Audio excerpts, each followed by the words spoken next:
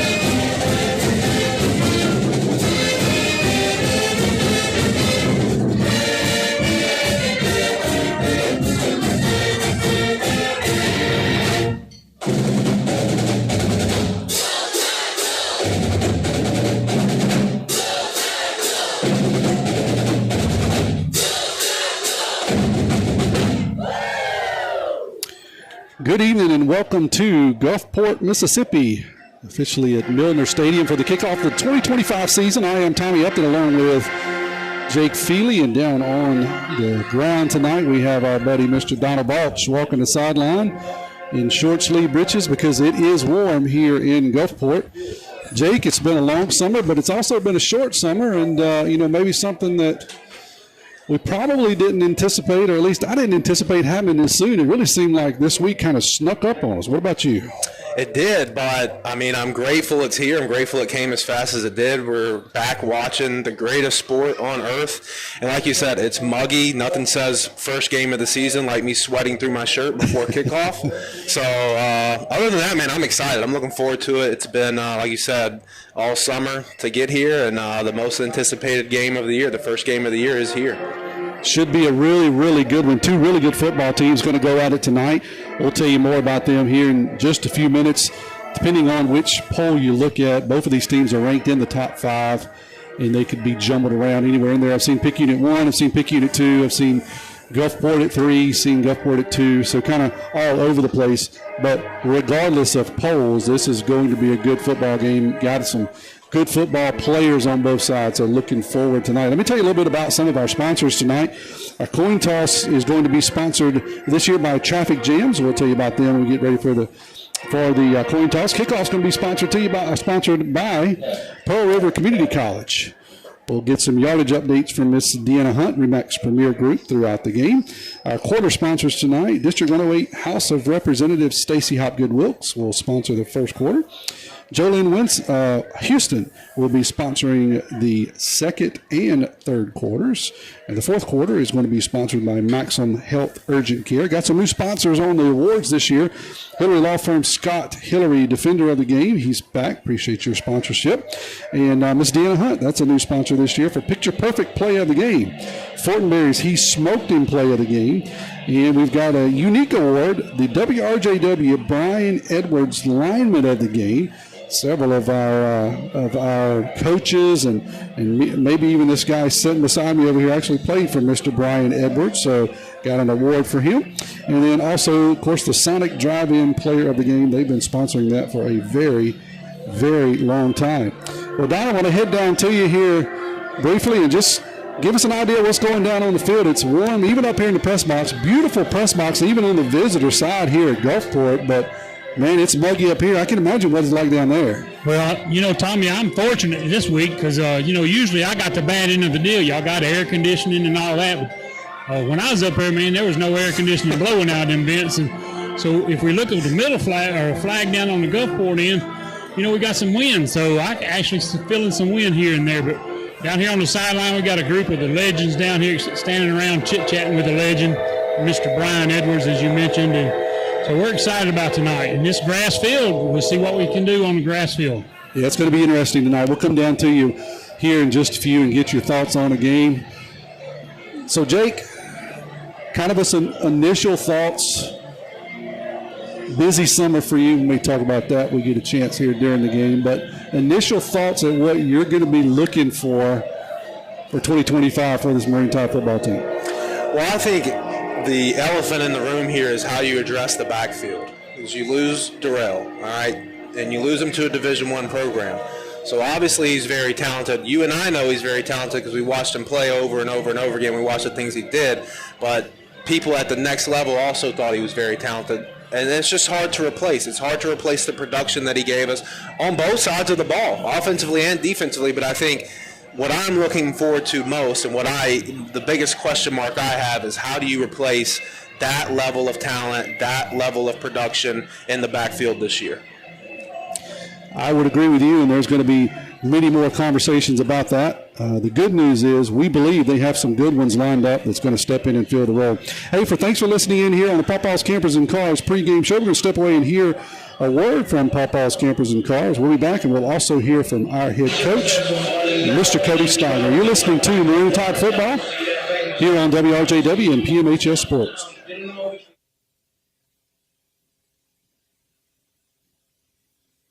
Hey friends, Pawpaw's Campers in Picayune, the #1 selling RV dealer in Mississippi, is slashing prices on all the new 2025 models. Check out this new 2025 Four Winds Class C 22B motorhome. This unit's on a Ford chassis, has a queen bed slide out and bunk silver cab. MSRP $136,623, reduced to only $84,987. Browse pictures and pricing at RVBestPrice.com. Pawpaw's Campers in Picayune, having fun, selling fun.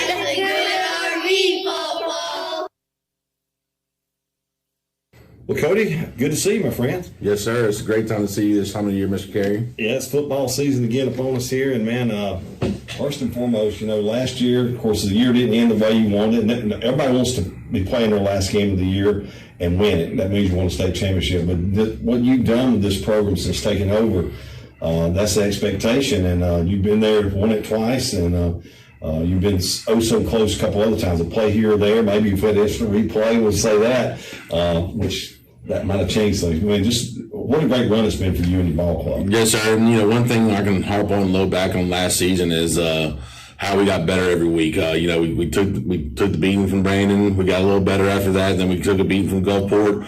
But you notice we reeled off a bunch of wins in a row right there, and until the South State Championship game where I thought we outplayed the other team. Just didn't go our way there at the end. But one thing I can say I was most proud of is one thing we talk about every year is we want to make sure we're 1% better. And looking back, we got 1% better every week that year, and that was something I can look back and be proud of. Looking at this ball club this year, you've had to make some changes in your staff. Of course, Brian Edwards, the legend, high school football, great offensive line coach. You played for him. You've coached with him.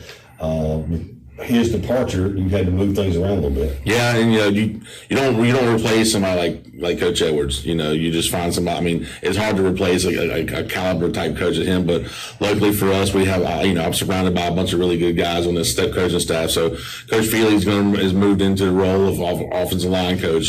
He's really familiar with our offense. Coach Feely's played for Coach Edwards. We both played in the system.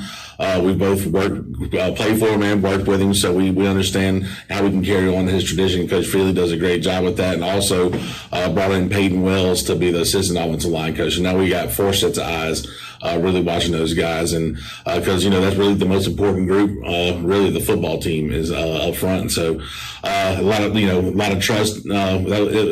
It was an easy transition for me just because Coach Feely's been around and been around the program and knows this offense inside and out. So, it's hard to replace Coach Edwards, but, I'm really, really excited that I got to have Coach Feely here already here, really just keeping the ball rolling. Looking back to the spring, you guys got after some tough competition, and I'll use this for it. Gave them all they wanted and maybe an extra shovel full.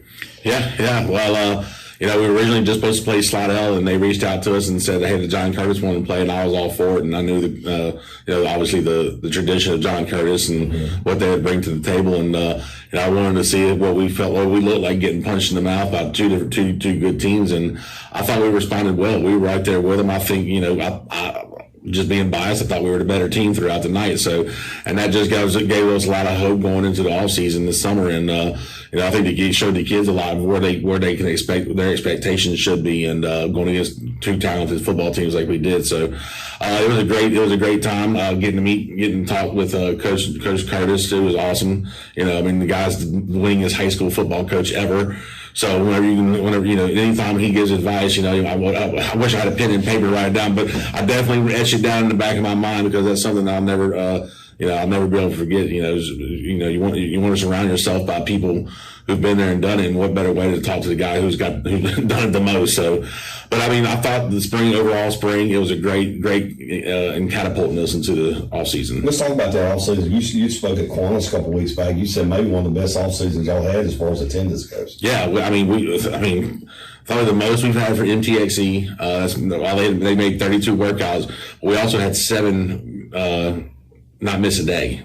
So, seven doesn't sound like a lot, but when you think about the stuff they go through in the summer, vacations, Bible school, church camps, these guys made it a point that they were going to be here every time we were open. And, that just shows you the level of commitment they have toward not just the program, but themselves. They make themselves better for the program. So, but to have seven players go, not miss a workout, that's pretty cool and pretty crazy. Think high school kids, it's summertime, some things come up. You can go to the pool, you can go to the lake, you can go wherever, but these guys were here every day. On that note, you talk about those guys, you're, every year, you're going to lose ball players. You lost some great ball players last year, the year before that, the year before, I would go on and on. But you got a good nucleus coming back this year, guys that played a lot of snaps for you. Yeah, and up front's where it starts at, is where we have the most experience. Especially on the offensive side, with Javen Bolden starting it off. He's we talked about earlier, he's a heart and soul of this football team. He's a 3-year starter. A.K. Burnett at the other guard was going to be a 2-year starter. Played every game last year for us, didn't miss a snap. Mitchell Smith is back. Obviously, he missed a year with us, but he's had experience in playing in our offense as a 9th and 10th grader. Jacob Nixon is back from, he got injured the first round of playoffs last year. We've added a few new pieces in the puzzle there too. Ontario Wilkins, who's been a part of our program, this is going to be his first year to really see significant playing time, along with Edgar Cruz and Jason Jenkins. So we have a lot of depth up front, which I'm really excited about. And that same goes for our defensive line too, with Nolan, who's only in his 3rd year to ever play football, but he's also now going to be a 3-year starter, along with Javen and Macon Burnett, who's a 3-year starter with some other guys. So that this helps having that experience up front, as per se, as it would be anywhere else on the team. Now, you would like to have experience everywhere else on the team, but when you got it up front, that just really means a lot, and it kind of builds a lot of leadership from those guys for the rest of the team. I want to go back to Javen. Let's touch on him a little bit, dive inside a little bit. The makeup of this young man. It's a 3-year starter. This kid here, he applies himself. This guy's a leader. He's just solid in every aspect, not only as a football player, but as a person. Oh man, he's as good as they come, Mr. Carey. Look, and this is his first. He was one of the perfect attendance guys this summer. This isn't the first time he had perfect attendance this summer, so he's done it before. But he is the vocal leader. He is the leader by example in this team. He's the guy who you've seen grow from as a sophomore, when he had to get stuck in the fire on a really good football team, just as a sophomore, getting out there and giving it all he had, to now he's done grown into his body and works himself into a lot better shape. He's a grown man now. He gets after it, and he's just a tremendous football player, and he's reaping the benefits and rewards. He's picked up a Southeastern offer. He's picking up some JUCO offers. I don't think that's going to be the end for him, but we always talk about you have that one player on your team is however they go, we all go, and that's how I feel with Javen. However Javen is that day is how the rest of our team's going to be that day. How the rest of practice is going to go that day, and so when he leads, we're all going to follow him. You mentioned Nolan Wilson coming back. He's coming to Alabama. You talked about Smith. You talked about all those guys, Bolden over there, but you mentioned Macon Burnett. Here's a guy who both sides of the ball. He's a bruiser. He's a bruiser. He's a guy he likes contact, You have him in fullback a good bit. He'll play some defense for you. But you got kids like him and Javen. They understand what Picayune football is about. They do, and Macon's kind of like that old school build of football player. He's just downright dirty and gritty and get after you. And I'm glad he's on our team because he does every little thing right. Whenever it's on defense, he's going to play 100 snaps a game. He's going to play defensive tackle, defensive end, and fullback. And whatever we ask him to do, he's going to give it his best. And that's only one downfall about Macon is he'll get tired. He won't let you know when he's tired, and he gets mad at you for taking it out when he's tired. But you know what? That's just proves that he wants to be on the field. He wants to do what he can to help the team win. And I'm really excited about his senior campaign for him because we're expecting a lot of big things from Macon just over the past few weeks, watching him run the ball, and also we work for the defensive side of the ball. He brings a level of leadership as well for us just because of being a 3-year starter and being in the fire and being there and doing it. So, but like I said, he reminds me of kind of like the videos of Larry Zonka and type guys like that. Just downhill, you better get out of his way because he's trying to run through your soul. The guy who plays baseball, and also I was not aware of this. I actually went to swim meet. He's a swimmer, that's right. Yeah, I watched him swim, and he went back and forth down that pool a bunch of laps, and when he got out, I got tickled because I know Macon. He got up on that thing, looked around, and he just laid out on the concrete. Oh, look, and then look. So obviously going last year, watching swim meets with Ian, and Macon's not built like most of the swimmers. So a lot of these guys are little small guys, and to see this big guy get out of the pool, but competing and beating them guys, this just shows you what kind of athlete he is. He is a good young too. Good old country boy, I like to say. He likes to hunt and fish, and he goes about everything hard.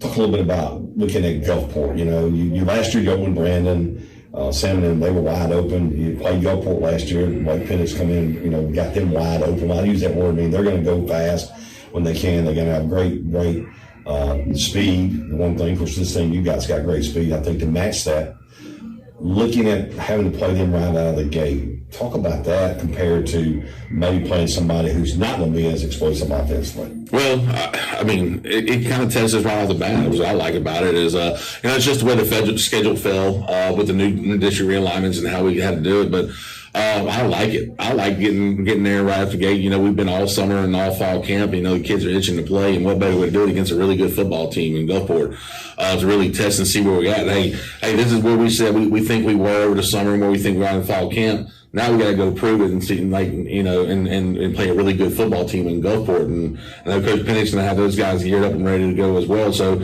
after the game Friday night, we can say, okay, well, maybe we lied to ourselves. Maybe we got a few people in the wrong position. Maybe we need to do this better. That's what's one good thing about playing a team like that is we'll know after the first game going forward, hey, this is where we need to improve on. This is where we need to get better at. But also, hey, we did a good job in this aspect, but we're not satisfied with that. So that's what I really like about playing teams like Gulfport, who's going to be great defensively. Man, they run the ball and tackle well. And offensively, they brought in a new quarterback, so they're going to have – they're going to move the ball around the field a bunch. They got the big running back. Look, it's okay. They had 604 total yards on us last year. Don't think it's not been in the back of our kids' minds, and so we've been geared up for it. And it's a good thing for us to ready to get out there and see what we're made of actually. Well, I want to bring those numbers up. We talk about it all the time. There's no secret around here. You for sure. You got a great football team. I know this for a fact. No one in the state's got a bigger kicking tendon than you do with your punter and also with your kicker. Of course, this year, Edgar's going to play a little left tackle. Well, not little, he's going to be left tackle. And, of course, we know Nolan. But, man, two interesting guys to be their size. But, yeah, these guys, they get it done, whether it be punting or place kicking and kicking off. They get it done. And they're not your normal kickers you see. Normally you see these soccer players who come out there about, no offense, 5'8", 5'9", about 140 pounds. But now you got two big guys back there. Yeah, so they'd be a heck of a tag team, wrestling team, wouldn't they, with Gary? But yeah, they're both soccer players. Well, Noel's a former soccer player. Edgar still plays soccer. But not your normal soccer players. So, yeah, there's just one day last year, Nolan said, I'll try to punt. He started booting, just kicking the crap out of the football. And, of course, Edgar, we knew he was a kicker since he was in 8th grade. So, yeah, they're not your typical size guys back there. I wouldn't look for a whole lot of face out of both of them because, but they do such a good job. Coach Lawler does a good job working with them every day. And, they're just getting better and better at what they do. I mean, Egger the other day in practice hit a 50-yard field goal, and I think he had room to spare. So obviously, we're looking to just keep continuing to get better and better in those areas. But it does look funny having a 77 and a 74 back there as your specialist. They're not small. Not small. Coach, appreciate your time. Look forward to talking to you each and every week, and good luck to you in the Marine Tide against Gulfport, and we look forward to talking to you again next week. Yes, sir. Roll Tide.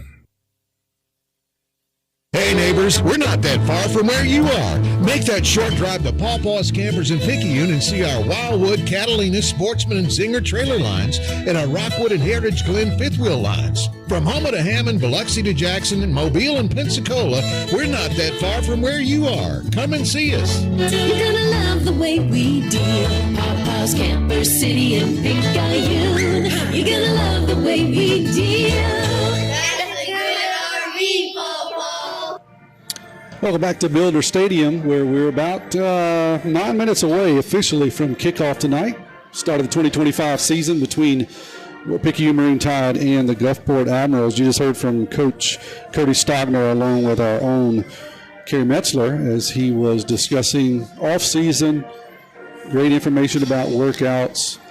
Talked about this game last year, Jake, and he had some very precise numbers. I think that number's been floating around with him just a little bit over the summer. That sounds like maybe a little bit of bulletin board material, right, that may have gotten hung up and talked about. So we'll see what the Tide can do tonight, but, and we're still going to all figure this out together, right, this being the first game of the season. But what we know, it appears they've got their same running back last year back.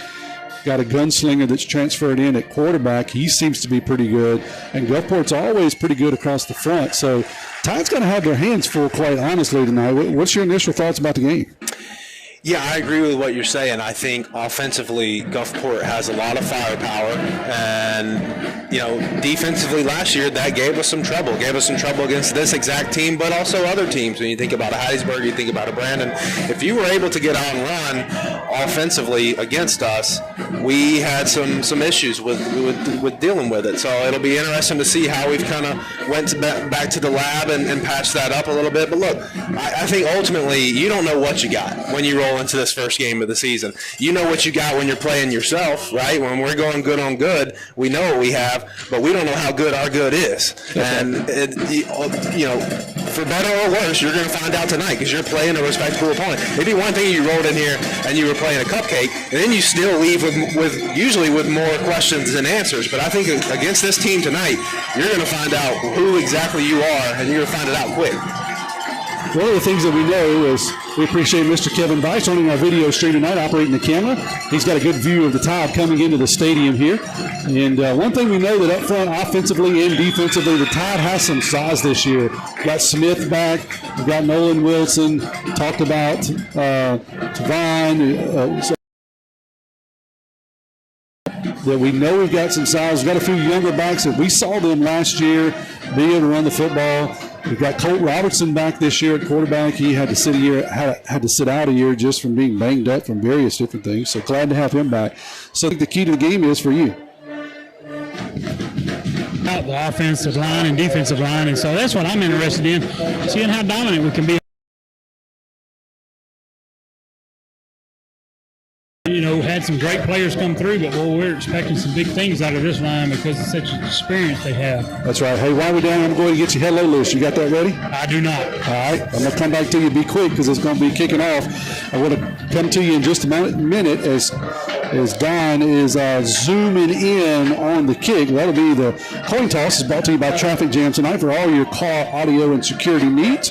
Go see Cole Tomac at Traffic Jams located on 422 Highway 11 North Picayune. So Don will get us the coin toss that's happening right now. Jake, I'll kick it over to you. How about your hello list? You got anybody you want to say hello to tonight? Yeah, everybody back home. My wife, my son turns 2 tomorrow, so happy early birthday to him. My brother-in-law John, my mom and dad, all listening in. Hello, everybody. And I want to say hello to Tyler and Paul back at Hippo. They got to be the first two that I say hello to. I want to say also to Mr. Kason McKenzie, who's listening to us tonight. Couldn't make the trip. His grandma wouldn't bring him down here. What a rotten and shameful grandma he has, but maybe she'll bring him out to the next game. Hello, Kason. Hope that you're watching and listening to us. And then I want to say hello to Dr. Tony Lambert, and more importantly, Miss Sherry Lambert. I know they're busy preparing for a busy weekend at the church. I want to thank First Baptist Church for sponsoring our video feed tonight. Donald, I'll head down to you. Give me who that coin toss, coin toss result. All right, Picayune win. We'll be kicking from the clock, I believe. From the clock. Sounds good. I'm going to step out here just for a 30-second breakaway. You're listening to the models arriving daily. Our new 2025s have been drastically reduced. Check out this new 2025 Rockwood 282 RK fifth wheel. This unit has a rear kitchen floor plan, king bed, dual AC, and slide toppers. Pawpaw's Campers in Picayune, your Rockwood headquarters for South Mississippi. Call toll-free 800-728-2267. Come and see us.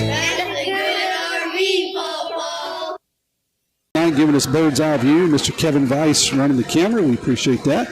If you are listening on WRJW and want to also tune in to the video feed, you can do that at PMHS Sports. Just search that on YouTube, PMHS Sports, and you should pick up our live video stream. It has this audio over the top of it, so you won't miss any of the action.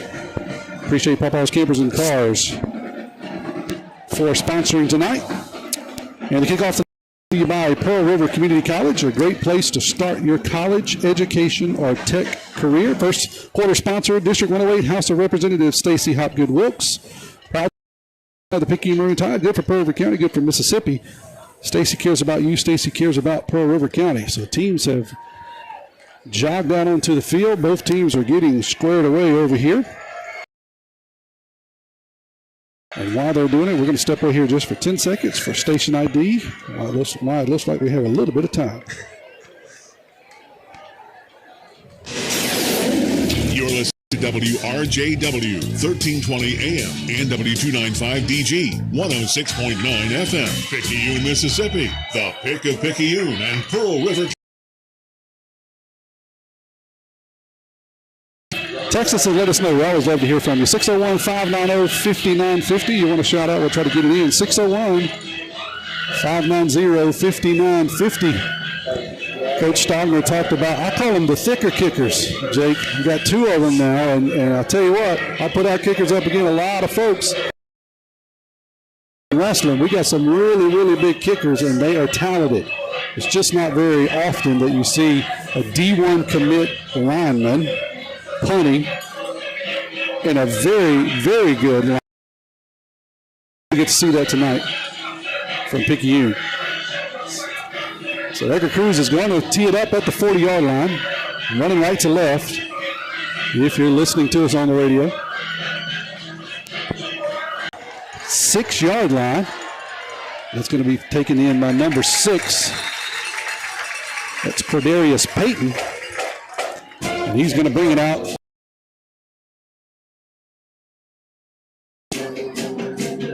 They're going to lay it down right at the 20. So it'll be 1st and 10 for the Admirals at their own 20-yard line.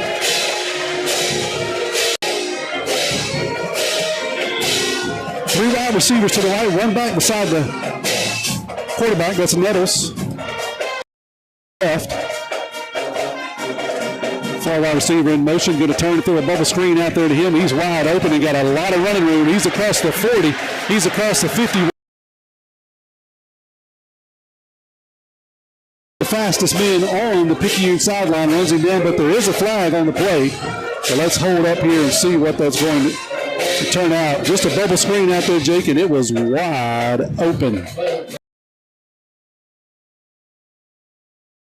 So they'll tack that on. The ball was spotted at the 43-yard line. Sorry, the 37-yard line. Let me get my bearings on the side of the field. And then they'll add 15 on to that. So we'll see where they end up. For the Animals, so a big game. Get down to the 22-yard line is where they'll spot the ball after the penalty. One back behind Nettles. Bunch formation, going to hand off to the left. That's number 5. Tackled over there. That's Cooper Crosby. He's the guy that we talked about last week. Try to get you some of those numbers on the tackle, Jake. I saw it was 29, I know.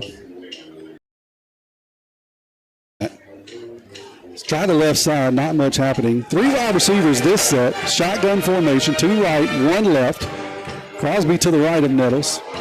Wingback's going to go in motion, now come back to the right side. They're going to look to the left, and they're going to get a new play in from the Gulfport sideline. Nettles is a transfer in from Alabama. He's going to take the snap, roll to his right, looking to throw it out into flat. Almost picked off out there. The throw was intended to number 14. Number 22 for the Tide, Jamari Hawthorne, knocked it away. Incomplete pass.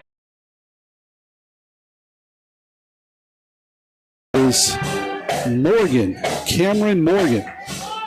So Nettles wanted to roll to his right. Had to throw it a long way out there, Jake, and just got the ball hung up in the air just a little bit. Almost a good play there to Hawthorne. Yeah, good job by Hawthorne to jump on the route there. He's seen the receiver put his foot on the ground and turn around, and good burst of speed to get to it and break it up. 10. Nettles going to roll to his right again. Wants to throw it out into the flat. This time he's going to underthrow the receiver. That's number 14 again, and Hawthorne on the cover. So 4th and 10 from the 22. Looks like they're going to bring the field goal unit on.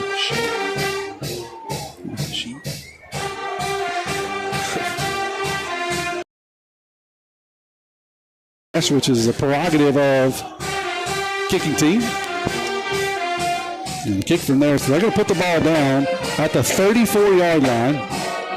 Sorry, at the 29-yard line. I can't see these numbers tonight. So that'd be a 39-yard attempt. Here is the snap. The kick is up. It is no good to the left. So Tide turns them away here after this word from our sponsor.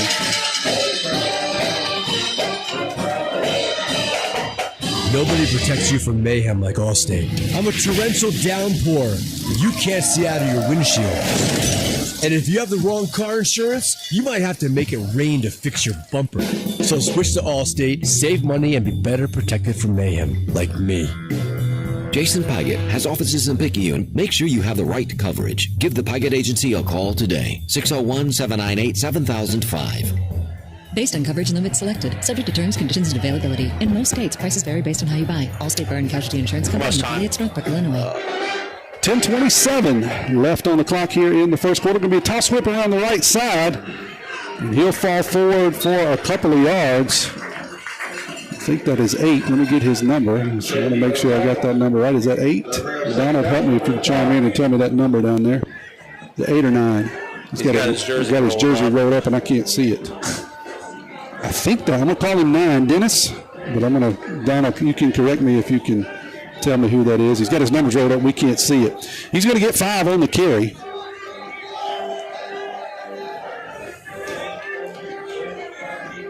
Going to come back under centered. That's Robertson. Man in motion. Going to be a handoff on the left side. We're going to call him Dennis again until we get it confirmed. This time he'll pick up about 2. Going to bring up 3rd and about 4. It's 9. 8's on the sideline here. I can see. Tommy, Dennis is.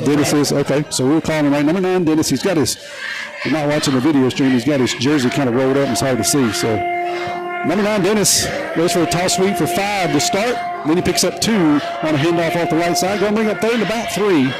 The ball is going to be at the 27-yard line. I formation, 2 wide receivers to the right behind Robertson. Going to toss it around the left side. Dennis trying to outrun everybody. He does get to the corner, dives forward, and he's going to be very close to the first down. Let's see where they spot it. So he is first down. So 1st and 10 for the Tide. Did a good job of evading some initial pressure there in the background, and then was able to dive across the side, the goal, or the first down marker, I should say. Pick up a first down for the Tide. That first down brought to you by your hometown bank, FNB Picayune, hometown community spirit, hometown community pride. He's going to run in there and meet a lot of noise. I think that is Igana. Number 40, Igana. Number 40, is that Igana? Okay. Yeah. So forgive us, we may struggle here. We're getting used to them, so we may call a number. We'll try to correct it. 2 yards. Let's call it 1 yard on the carry. The ball will be at the 32 officially. So 2nd and 9 for the Tide. 1 wide receiver to the right, wing right. Split formation behind Robertson. It's going to be a wingback reverse. He's going to run into a whole lot of blue jerseys at the line of scrimmage. I believe that was Jordan Hawthorne, number 14. It was. Yeah, right now the Tide kind of getting pushed back on the edge. On both tackles are struggling right now with their assignments against these, causing us some issues trying to get out on the edge here with the run game. We'll see if they wear it out. Two wide receivers to the right. Colt rolls to the right, wants to throw the football. Got a little seam route coming in from the outside. And that was out there by the two wide receivers. Elliott was in a little bit of traffic. Colt put it in a pretty decent place. Could not pull it in. So they got 4th and 9 for the Tide. Look like a punting position here.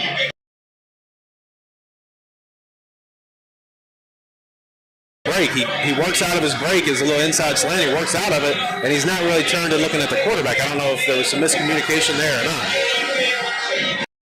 Be back at about his 19-yard line. He'll take the snap. It's a high kick. Going to be fielded at around the 30-yard line. Going to go to his right, flanks the Tide defenders, and then he's going to get pummeled at the 37-yard line and knocked out of bounds by Colby Payton. With a nice return. He'll put the ball down at the 37-yard line. That's where Gulfport will take over here. 1st and 10. No squad had a first down and then stalled and had to punt it away. And so Mr. Nettles will take over again here for the second time.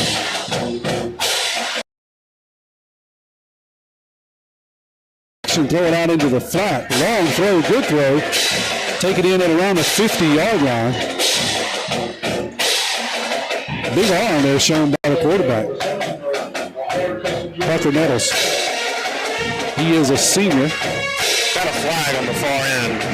Looks like it's going to be face mask against the Tide, I believe is what we saw. It's like at a 48. They're going to move it down to the 43. The 5-yard variety. Nettles is back, Crosby to his right. 3 wide receivers to the right, 1 left. Wants to throw it out to Crosby in a swing route. Gets around 1 defender and falls forward across the 40. He'll pick up about 4 on that.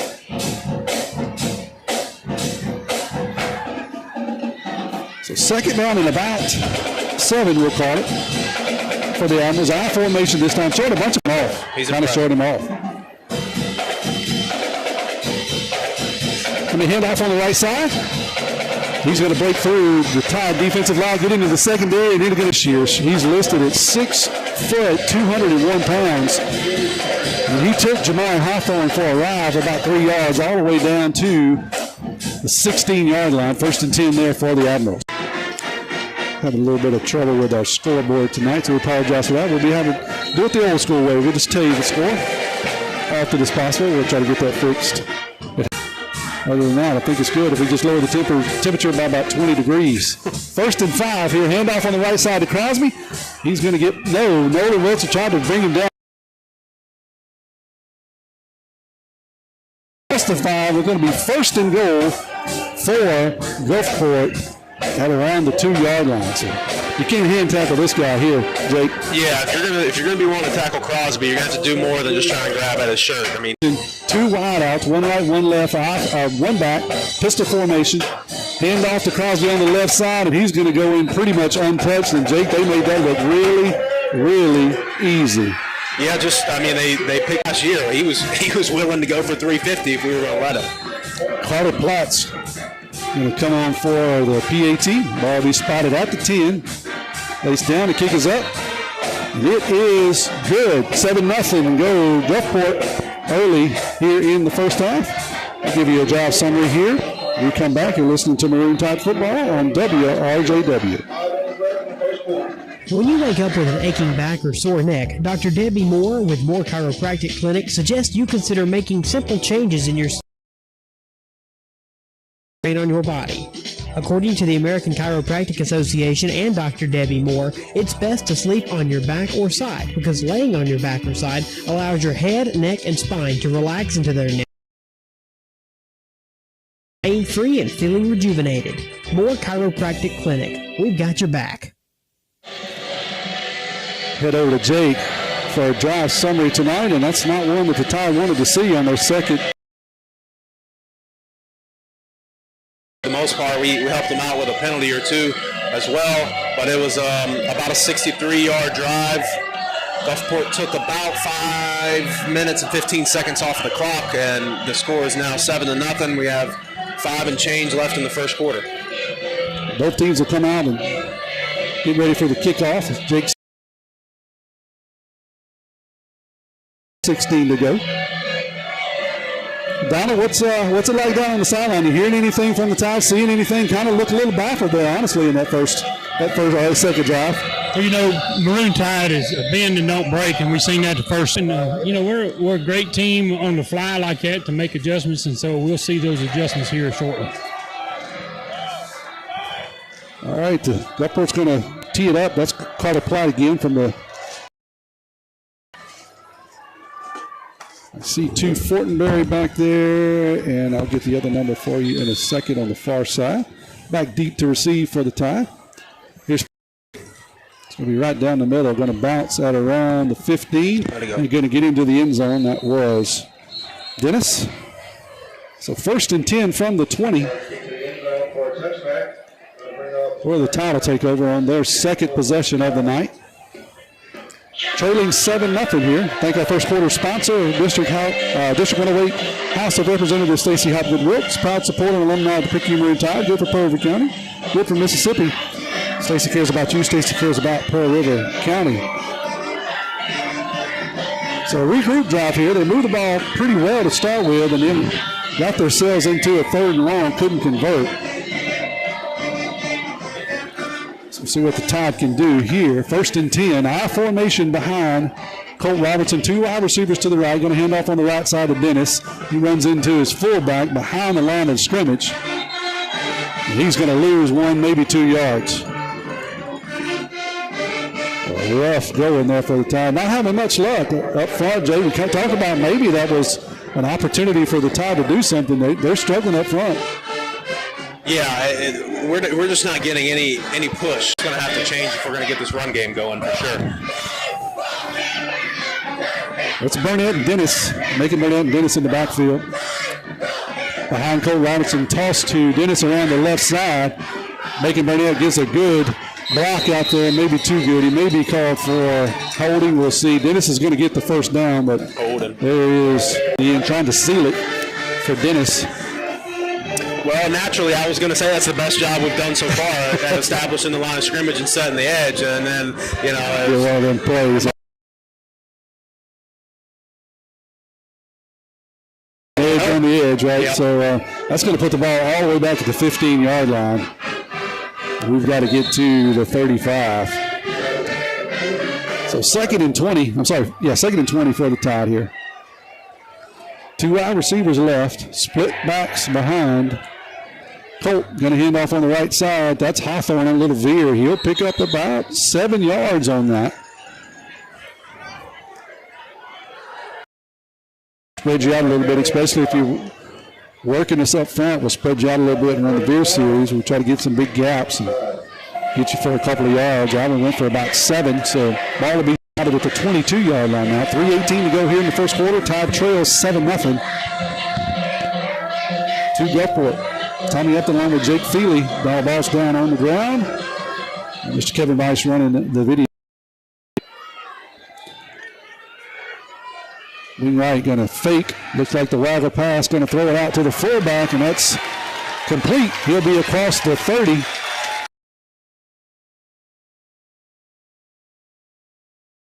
The 32.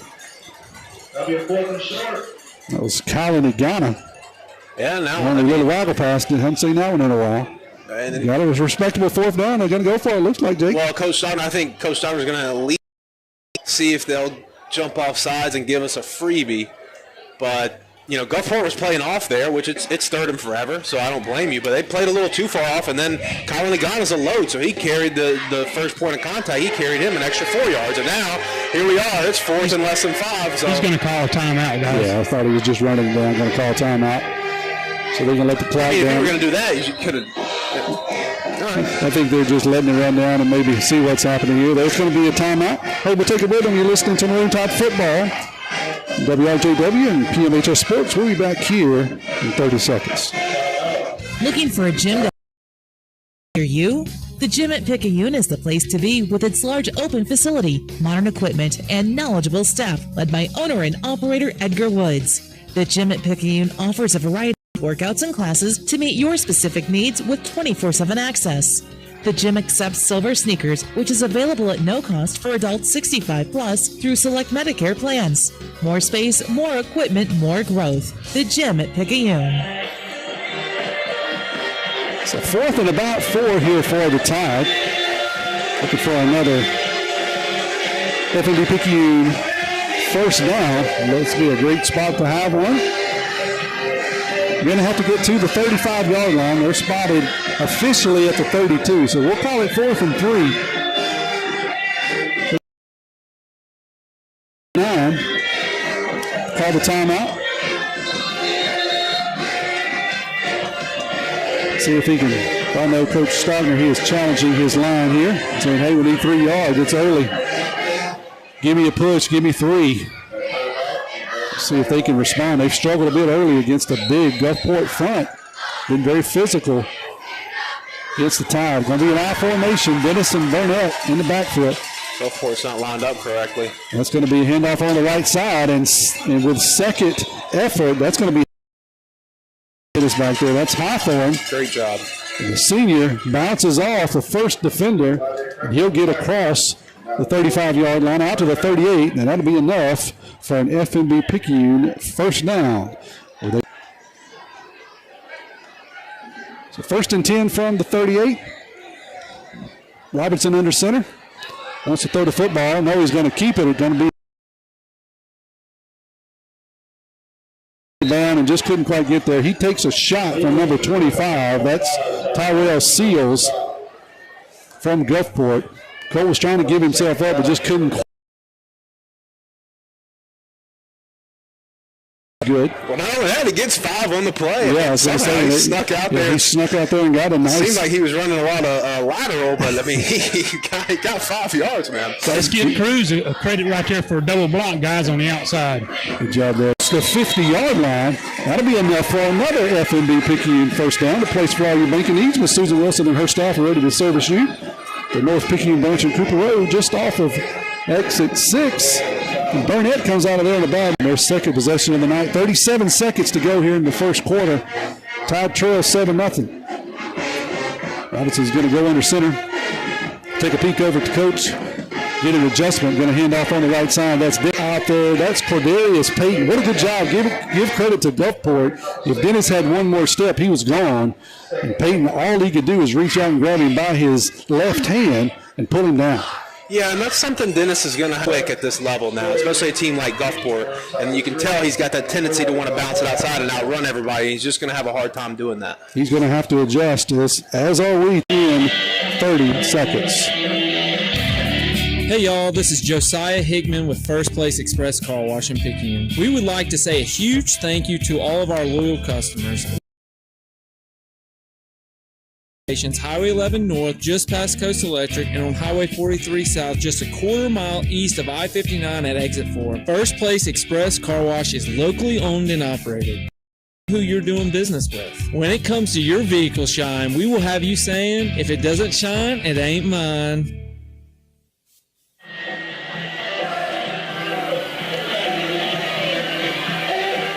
Headed back to the second quarter. There we'll flip ends, and this is a fairly easy flip as the Tide was on 47-yard line of Gulfport. So they'll flip around there. Not much room to have to traverse. They'll now be traveling from left to right or north to south. Tide still in the huddle on their sideline. Gulfport coming out. Watching the feed, as I said, we had a little technical difficulties with our scoreboard, so we had to just give you the score manually tonight. And some stats too. I formation here behind Colt Robertson. To throw it out there on a little out route and just out of the reach. Is that Dennis out there, or is that Pollard? That 9 and that 8 look really, really close to me. So that's going to bring up third down, about 7. Try trying to put together a drive and the answer to Gulfport to march down the field to score.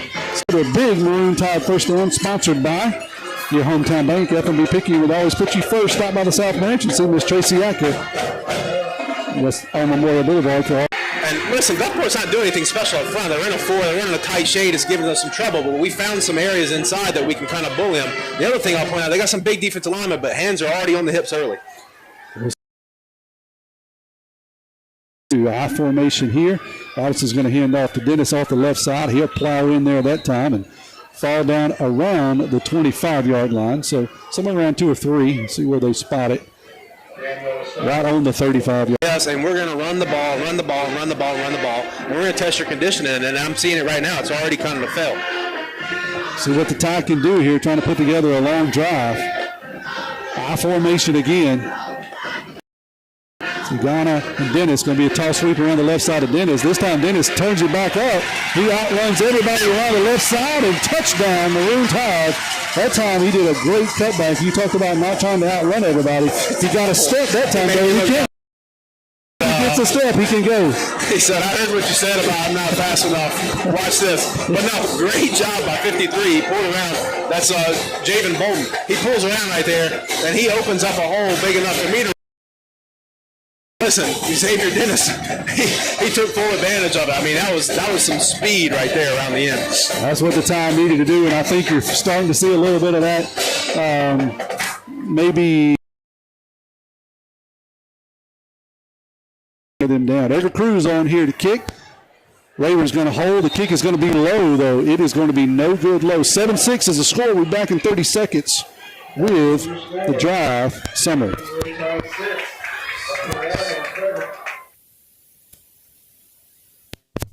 Pearl River Community College has been providing a quality education to the people of South Mississippi and beyond for the past 110 years. If you or a family member is an alumnus of this great institution, we invite you to support future PRCC students through the PRCC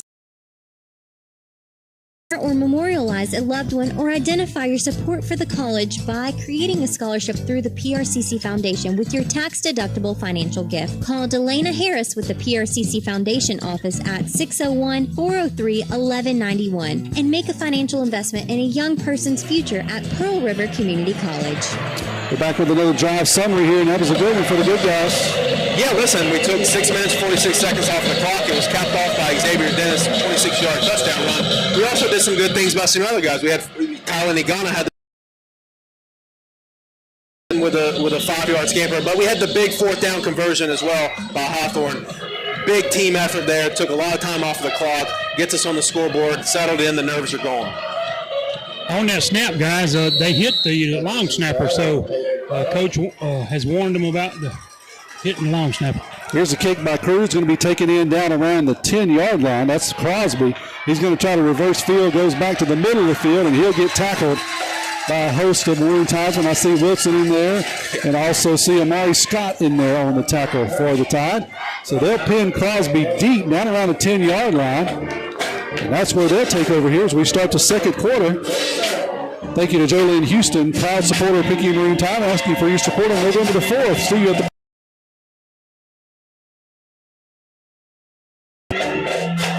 We'll give you a yardage update from Deanna Hunt, Remax Premier Group here in a minute. I know that we had 37 yards on that previous carry. We'll give Jake a chance here to the 10-yard line. We'll call it the 11 officially. It slid out there. So first and 10 from the 11. They're going to blow that one dead before it ever gets started. Somebody moved. What happened, Tommy, is on the swing over there, my side, the other side linebacker moved up and he got over in the neutral zone. Got it. So they'll give Gulfport a free 5. That'll put them out to the first and 5. Pistol formation again, 3 wide receivers. Going to hand off to the right side to Crosby. He once again got a big hole. This time it's going to close fairly quickly as Amari Scott. Before he picks up another first down for Gulfport. He'll have it down at the 23-yard line. Kind of eating us up inside there, Jake. Yeah, they're doing a good job of spreading us out defensively, and then, like you said, turning around and running right back inside. This time going to throw it on a bubble screen on the right side. Big play. This time we're going to get another big play inside or across the 40, down around the 43-yard line. Another huge, really simulate game speed too. So this is one of those things where Todd doesn't see a whole lot of bubble screen in their defensive week. So getting used to that. A good job there by Nettles as he can throw the football. That one's going to hand off the left side. I heard a little bit and saw a little bit about Nettles as he transferred in, as I said, from Alabama. Not sure exactly. He is big kid, got a big arm, and he can throw it across the hash. You don't see that a whole lot from high school quarterbacks. That handoff on the left side is going to get about 5, or we'll call it 4, so 2nd and 6 officially. Pistol formation again. 2 right, bunch formation on the right for Gulfport. This time they're going to do a little wide receiver sweep from right to left. He'll have the flag. He'll run out of bounds somewhere around the 38. There are flags on the field. That's a good chance for holding when you run those reversers. We'll see what they do. Yeah, it is a hold. Instead of holding, they could call it a mugging because he is mugging him. Foul charges over there on that, all right? So we'll see where they call it and where they spot it. Look, they're going to start marking it off from somewhere around the 50. So that should put it back to about 2nd and 15 when they lay it down. But my math didn't add up, so they're going to put it down at the 40. So it'll be about 2nd and 13, we'll call it. One back to the left of Nettles. 4 wide receivers this time.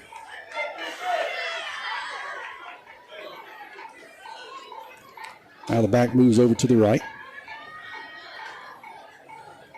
Roll to the right. 3 receivers out there getting a lot of pressure. He's pulled down by Nolan Wilson out there as he gives chase, and they will get some of them big paws on him, Jake. That's a big man to have to tote. Nettles tried it and just couldn't do it. Yeah, it was an awkward tackle as well. I thought, maybe you could have argued for a horse collar tackle there, but good job by the defense getting pressure, because I got to tell you, they were running a little flood pattern out there, and we were looking confused on the back end. Luckily, like I said, Nolan gets the pressure. Quarterback couldn't get the ball off cleanly, but still trying to sort out some issues in the back end of our defense. In the second quarter, Tide trails at 7-6. Same formation, 3 to the right, 1 back to the right. Throw the football out into the right, and it is tipped by the wide receiver out there and falls down. I think that is Fortenberry. Had a chance to reach out and get it. Pollard tried to pull it down, couldn't. Fortenberry tried to get a hold of it as it was being tipped. He couldn't get it, so the ball will fall to the turf. That'll bring up 4th down. Looks like a punting situation for Gulfport. They have Platt on again. He appears to be the punter and the kicker.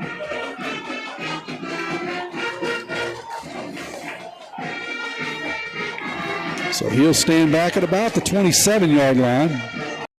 I think that's Hawthorne back to receive for the Tide. Kick is high and a little short. Hawthorne's going to let it fall. This is going to bounce inside the 20. Take over, 1st and 10 here. They'll have 8:29 to go here. Put together a nice drive last time. They were able to get some of the big boys sucking a little bit of wind, Jake, and that's kind of what we need, I think. Is a little bit outmatched up front so far, but the bad news for Gulfport is what you wanted there. You get the ball after Gulfport scores, you answer with a touchdown of your own, you turn around, you come out on defense, and you force a punt. It seems like we've settled in. Now, this is a big drive here. We could potentially take off a lot of this clock right before halftime, put it in the end zone. I formation behind Robertson. 1 wide receiver to the right. Going to be a toss sweep to Dennis around the right side. He's going to break 2 tackles and then get knocked out of bounds after short gain. Yep, great job by making Burnett out there, kicking out man on the defense. Dennis cuts it up around that block. Boom, right there. Good job. Manages to get 3 or 4. Gain. That's what the Tide's looking for. To get 4 yards every play, they'll be happy. Burnett and Dennis back in the backfield. 1 wide receiver to the left. One wing back going to hand off to Burnett off the left side. He'll push the pile forward across the 25-yard line. To bring up third and about 4 for the Tide. Thank our second quarter sponsor, Joe Lynn Houston, proud supporter of Picayune Marine Tide. Asking for your support on November 4th. See you at the polls. Roll Tide, roll. So Fortenberry out wide left. Burnett, that's Agana. Dennis in the backfield. Hawthorne is going to be in motion as the wingback. He'll go to the left. Going to be handoff off the left side. Dennis bounces this one outside. Going to be a foot race to the sideline. And he'll be run out of bounds, but not before he picks up a Maroon Tide first down. That first down and every first down is brought to you by your hometown bank, FNB Picayune, where the customer's always first. Go by and see Chantel Thady at the West Canal branch for all your banking needs. You want to give a little yardage update here? You got a yardage update. That is sponsored by Miss Deanna Hunt, Remax Premier Group, 601-273-1351. So that last rush puts Dennis at just around 70 yards on 12 carries. So really good average there, good efficiency so far. What are we doing here? I was going to say, Donald, it looks like, go ahead with your yardage update. Are you done? That's good, yeah. Okay. Donald, we got looks like a flag on the play. Did you catch what happened? Personal foul against Gulfport. All right, we'll take that one. That'll move the ball across the 50-yard line down to the Gulfport 49. So we'll tack on 15 to the end of Dennis's run. So Tide formation this time is going to be split backs.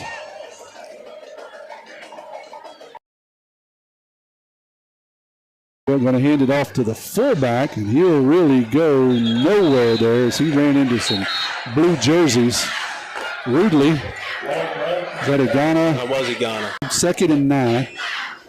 He tries the left side, and the left side's still pretty stacked. Yeah, you know what I would like to see happen is on some of those inside runs, our splits are a little tight. So the distance between the guard and the center is a little tight. And in this 4-man look, when they're running a 3 technique in a shade, you can kind of get some natural holes there if you're able to get your splits a little wider. And that's something we'll likely pick up on at halftime and make an adjustment there. Going to be a fake toss sweep. This time wants to throw the football out into the flat and just overthrows the intended receiver. That is 41 was Ontario Wilkins. Wilkins came on a crossing route. Tight end came on a crossing route. Heat timeout, guys. And Robinson wanted to lead him, just overthrew him just slightly. And so I'll bring up 3rd down and about 9. While we take the heat timeout, we'll step away. 7-6 is the score. 6 minutes to go here in the second quarter. You're listening to Maroon Tide Football. Mammograms are important because they help us do early detection. A mammogram is never going to keep you from getting breast cancer, but early detection is what is going to make you have your best possible outcome. We want you to get your mammogram as early as possible, and you should have those yearly beginning at age 40. Highland Community Hospital, here when you need us most.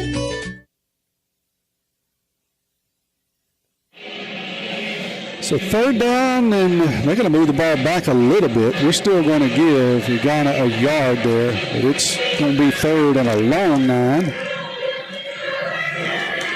after that incomplete pass. Let's see what the Tide's strategery. I see Burnett and Dennis in the backfield behind Robinson. Trying to get the number of the wide receivers. Got 2 wide receivers this time. Going to be a toss. Dennis off the right side. He's got the first down and more. He's looking for a step. Gets a nice block out there by Burnett and also 2 offensive linemen. I see Cruz. Yep. And I want to give this guy credit when he shows me his number. Is that 53? Is that 53? 15-yard downfield blocking for him. Big yardage, big first down there for the Tide. He gets down to the 31. Dennis is just continuing to add to his yardage. Nice update next time we get one from Miss Deanna Hunt. 1st and 10 from the 31. I formation, wingback left, wide receiver left. Handoff to Burnett off the left side.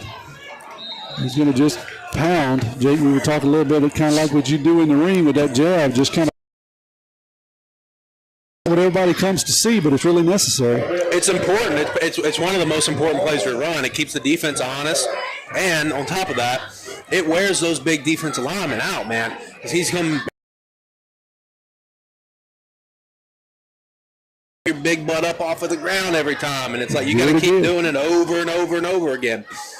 Yeah. And then all of a sudden we give it to Xavier Dennis, who can turn off the lights and be in bed before it gets dark.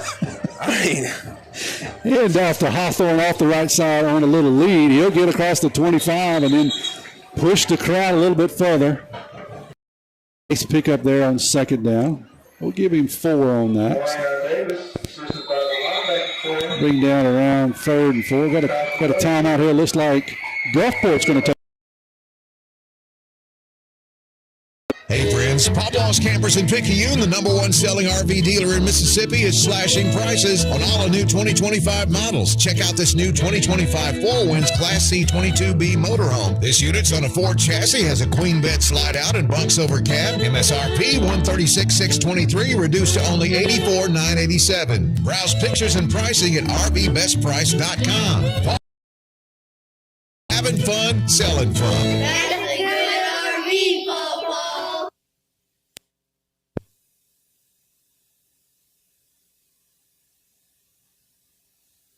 Do you need a delicious and luck when you head on over to Paul's Pastry in Picayune for all your pastry and dessert needs, including the famous Butter Crunch cookies and seasonally decorated cupcakes? Try a Paul's specialty cake, perfect for any occasion from birthdays to weddings and any holiday. Let Paul's Pastry customize a cake for your next party or holiday. Paul's ships king cakes year-round. Stop by Paul's Pastry Shop today at the Top of the Hill Shopping Center, #1 Sycamore Road off I-59, exit 6 in Picayune. 4:36 to go here in the first half. Tide trails 7-6, 3rd and 4 from the 26-yard line. Trying to keep a drive going. Started down around their 20. Robertson under center here. Want to keep it itself. Goes to the right and nowhere to go. Wanted to keep the ball, slide to his right and try to follow the fullback. Just nowhere to go there, Jake. That was some miscommunication there. I don't think we were trying to quarterback sneak for 6 yards. I think there was a busted play. So I'm not sure who went where, but that's going to bring up 4th and 4, a long 4. Tide going to keep the offense on the field. Clock rolling, 4:11 to go here in the first half. And after the halftime show, Kerry's going to review former Marine Tide player, current assistant coach, Mr. Trey Wells. Sorry, Mr. Peyton Wells. It's going to be shuffle. Going to be handed off around the right side. Hawthorne's going to get a step and then run through flags over there. And that's I believe it was after the touchdown. No, I think it was after the touchdown. It was on the tackle, but it was just extracurricular. Let's see what happens. Good play there by Hawthorne as they run the shuffle. Right. Hawthorne then runs through a defensive back. He puts it in the end zone. We'll see if that 6 points stands or what the penalty is. Donald, check in whenever you get an eye on the penalty if I don't see it. It was right. I mean, it was close. It was close. Jake, the bad part about it was on the opposite side of the field. Oh no, it's an awful foul. I mean, you just can't do it. You can't. So they're going to bring it back, guys. Oh, that's going to erase 6 points off the board for the Tide. Should be enough for a first down. Now they're going to talk. They're over there talking. And I mean, to Don's point, it should be after the play is over, personal foul, unnecessary roughness, whatever you want to call.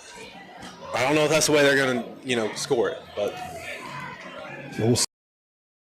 He's going to take it on the kickoff. Yeah, it was after the play. That's why they were talking to him. Now it makes more sense. So they give him the option. Good deal. Take it on the extra point or take it on the kickoff. So we'll keep that touchdown by Hawthorne.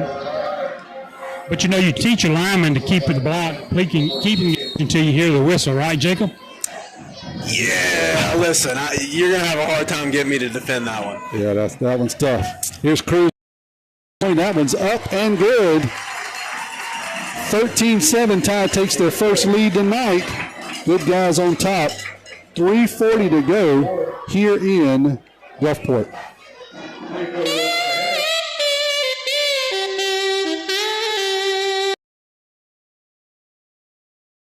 Focuses primarily in the areas of divorce, child custody, wills and estates, DUI, defense, and personal injury, where he has served a wide variety of clients throughout South Mississippi. As a longtime resident of Picayune, Scott works personally with each client to create a personalized plan to achieve goals set based on their individual legal situation. Call 769-242-0375 for an appointment. Mr. Hillary understands that no cases are identical and that each legal matter requires a unique and individualized plan based on each client's specific needs. How about that drive summary for the Tide, Jake? Yeah, it was a 4-minute and 50-second drive. It went 80 yards. The scoring play was a scamper by Hawthorne, number 14. But really quick, let me just rant about that penalty. So you know why that penalty is so big? Because now we're kicking off from the 25, right? We left Gulfport with 3 minutes and 40 seconds. So if you can get them pinned deep, 3 minutes, 40 seconds is not a lot of time, even for an offense like Gulfport. But now they're going to potentially have this ball at the 40-yard line, 35-yard line. It's huge. It's huge in the game where you're like, we're going to get the ball in the second half because we kicked first. So it's like potentially you get the ball coming into the second half and you're up a touchdown. I mean, and with all the momentum. Yeah. And we're just kind of run it down the throat. Here's Cruz going to kick off on the 25. It's going to be taken in at around the 20 by Crosby, the 22 officially. On the left side, he's going to try to go around the right. He's going to outrun Mr. Hawthorne, gets around him across the 35, across the 37, finally taken down by Nolan Wilson out around the 38. Nolan didn't look like he was happy with the whole ordeal when he got there. Got to put an end to the nonsense of Crosby running through white jerseys. I mean, at this point, I'm convinced Nolan could paint the fence. He could cook dinner. He could take the dogs out. I mean, whatever you need to do, just call on 74, right? That's kind of the mentality. Running down, listen, at 250 pounds, running down there and making a tackle against that guy in the open field is Crosby's legit. Crosby is legit. So 37-yard line where Gulfport will take over. 3:29 to go here. One back beside Nettles, going to throw the football to the right. That is complete. Out there to number 4. That is Hales. He'll pick up close to the first down. We'll see exactly where they put it down. It looks like he's about a yard short. So 9-yard pickup there. Just a quick, didn't run. Just a quick out route. Finally got it for free. Still 3:29. Tied up 13-7 here. Clock's not running. This time a busted play. Wanted to hand it to Crosby to the left. Didn't have anywhere to go. So Nettles just decides that he'll just try to follow Crosby through the hole. Nettles wanted to go right. Crosby went left. And then they did a little dance and then decided to fall forward, and they'll end up losing a yard. So 3rd and about 2 now for the Admirals. Crosby to the right. Now he's going to go into pistol formation behind Nettles. One wide receiver in motion from the right. Going to be handoff up the middle. Read option. Crosby's got all kind of room. It's a foot race to the end zone. Hawthorne's going to give up at the 20. And Crosby makes that one look really, really easy, Jake, from about 52 yards out. Yeah, just a little inside zone. Gulfport's offensive linemen do a great job getting to the second level. Hawthorne's got his eyes in the backfield. He's playing man coverage on somebody. I don't know who, but he's not even looking at the ball carrier. Runs right by him. It's a foot race. And listen, no, I'm impressed with number 5. I mean, I've seen him make some cuts. I've seen him put his head down and run people over. I mean, he's an impressive athlete, man. He could go last year as a junior, and he's just got better as a senior. Here's the PAT. It's up, and it is good. 14-13. Gulfport takes the lead back very, very quickly. We'll be back after this word from our sponsor. Hello, Maroon Tide fans. This is Deanna Hunt, a Picayune native and a graduate of Picayune Memorial High School. I am a local real estate agent with RE/MAX Premier Group. Whether you are ready to buy or sell, I would love to help you with any of your real estate needs. Give me a call today at 601-273-1351. I am Deanna Hunt, a proud supporter of our Picayune Maroon Tide and your local RE/MAX Premier Group agent. Call today and let's find you the perfect home. Roll, Tide, roll. Should be a quick drive summary on this one, Jake. Yeah, it was a 48-second drive. It covered 63 yards, and the bulk of that came from the 53-yard touchdown by Mr. Crosby. That puts him over 100 game, and that's his second touchdown of the game as well. So he's made it look easy a couple of different times. We know he can go. His kryptonite seems to be Wilson, but Wilson can't be every. Crosby here in the second half. 2:42 to go in the first half. Gulfport on top now 14-13. Tide will receive the second half kick as they deferred in the first. So got a chance with 2:42. You got time to do something, Jake. Get the lead back and still get the football in the third quarter, but we got to do something with Crosby.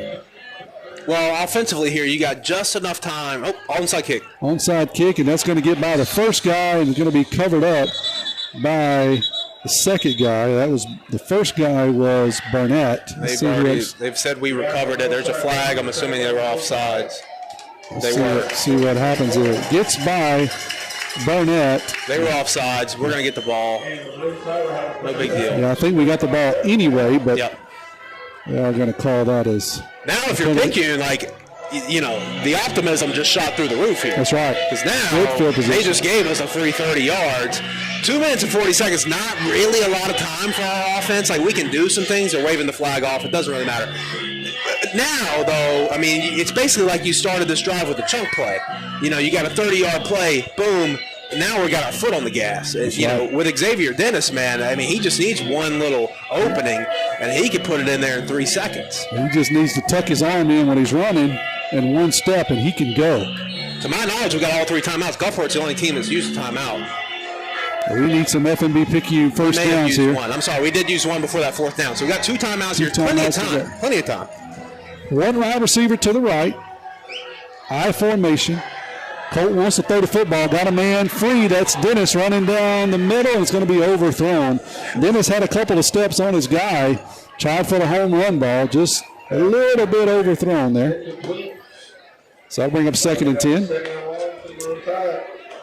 Yep, just got Good idea. Got a little excited there. Seeing his guy with some room. Wants to make sure he hits him in stride.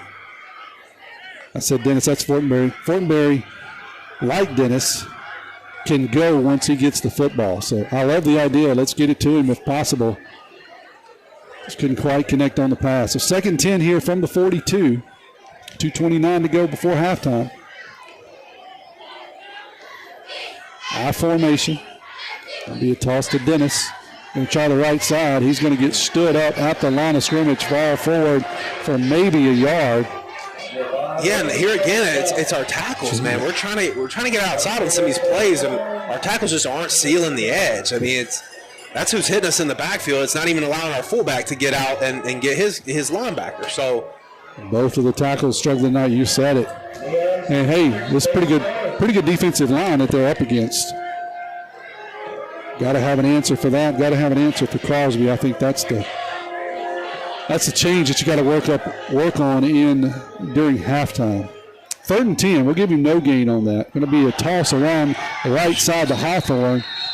Hawthorne and Colt not on the same page. Hawthorne's going to fumble the pitch and lose about 10 yards. So that was kind of one of those quick pitches. It looked to be a decent pitch, Jake, but they just couldn't get together. Todd's going to call a timeout. We'll take it with him. 1:39 to go here. I think Gulfport called that timeout. I say Gulfport called it. All right, we'll step away here, and you'll hear this word from our sponsor on WRJW. For For more than 60 years, the Fortenberry Meat Market has been known for the best selection of quality steaks, fresh-cut meats, and country smoked sausage. Fortenberry's will be accepting deer meat for processing this season between the hours of 6 a.m. and 4 p.m. Monday through Friday. Please always call ahead and be prepared to wait in line. Fortenberry's will set limits and close the gates early when necessary to maintain their quality and quick turnaround times, so try to arrive early. Good luck and happy hunting. Fortenberry's is open Monday through Saturday, 6 a.m. to 6 p.m. Call 601-798-2156 or take the beautiful drive to Fortenberry's, located at 5739 Highway 43 North in Henleyville. No one does it like Fortenberry's. Nobody. Wilson on the punt for the Tide. He's going to set his feet inside his own 20. Crosby's going to stand back to receive it at around the 40-yard line of Gulfport. He's going to come up and get between the 40 and 45 yard. Oh, boy. And Nolan got a bad snap, tried to take 2 steps to the right. And Coach Steiner said in the pregame, you're probably not going to see him try to run. And I don't think that was planned. He just got mauled in the backfield, and he's going to lose another 5 yards. Gulfport's going to take over at the 20-yard line, and we just gave them a gift with 1:33 to go here before halftime. 1st and 10 from the 20. So that just everything that could have went wrong, Jake, on that drive.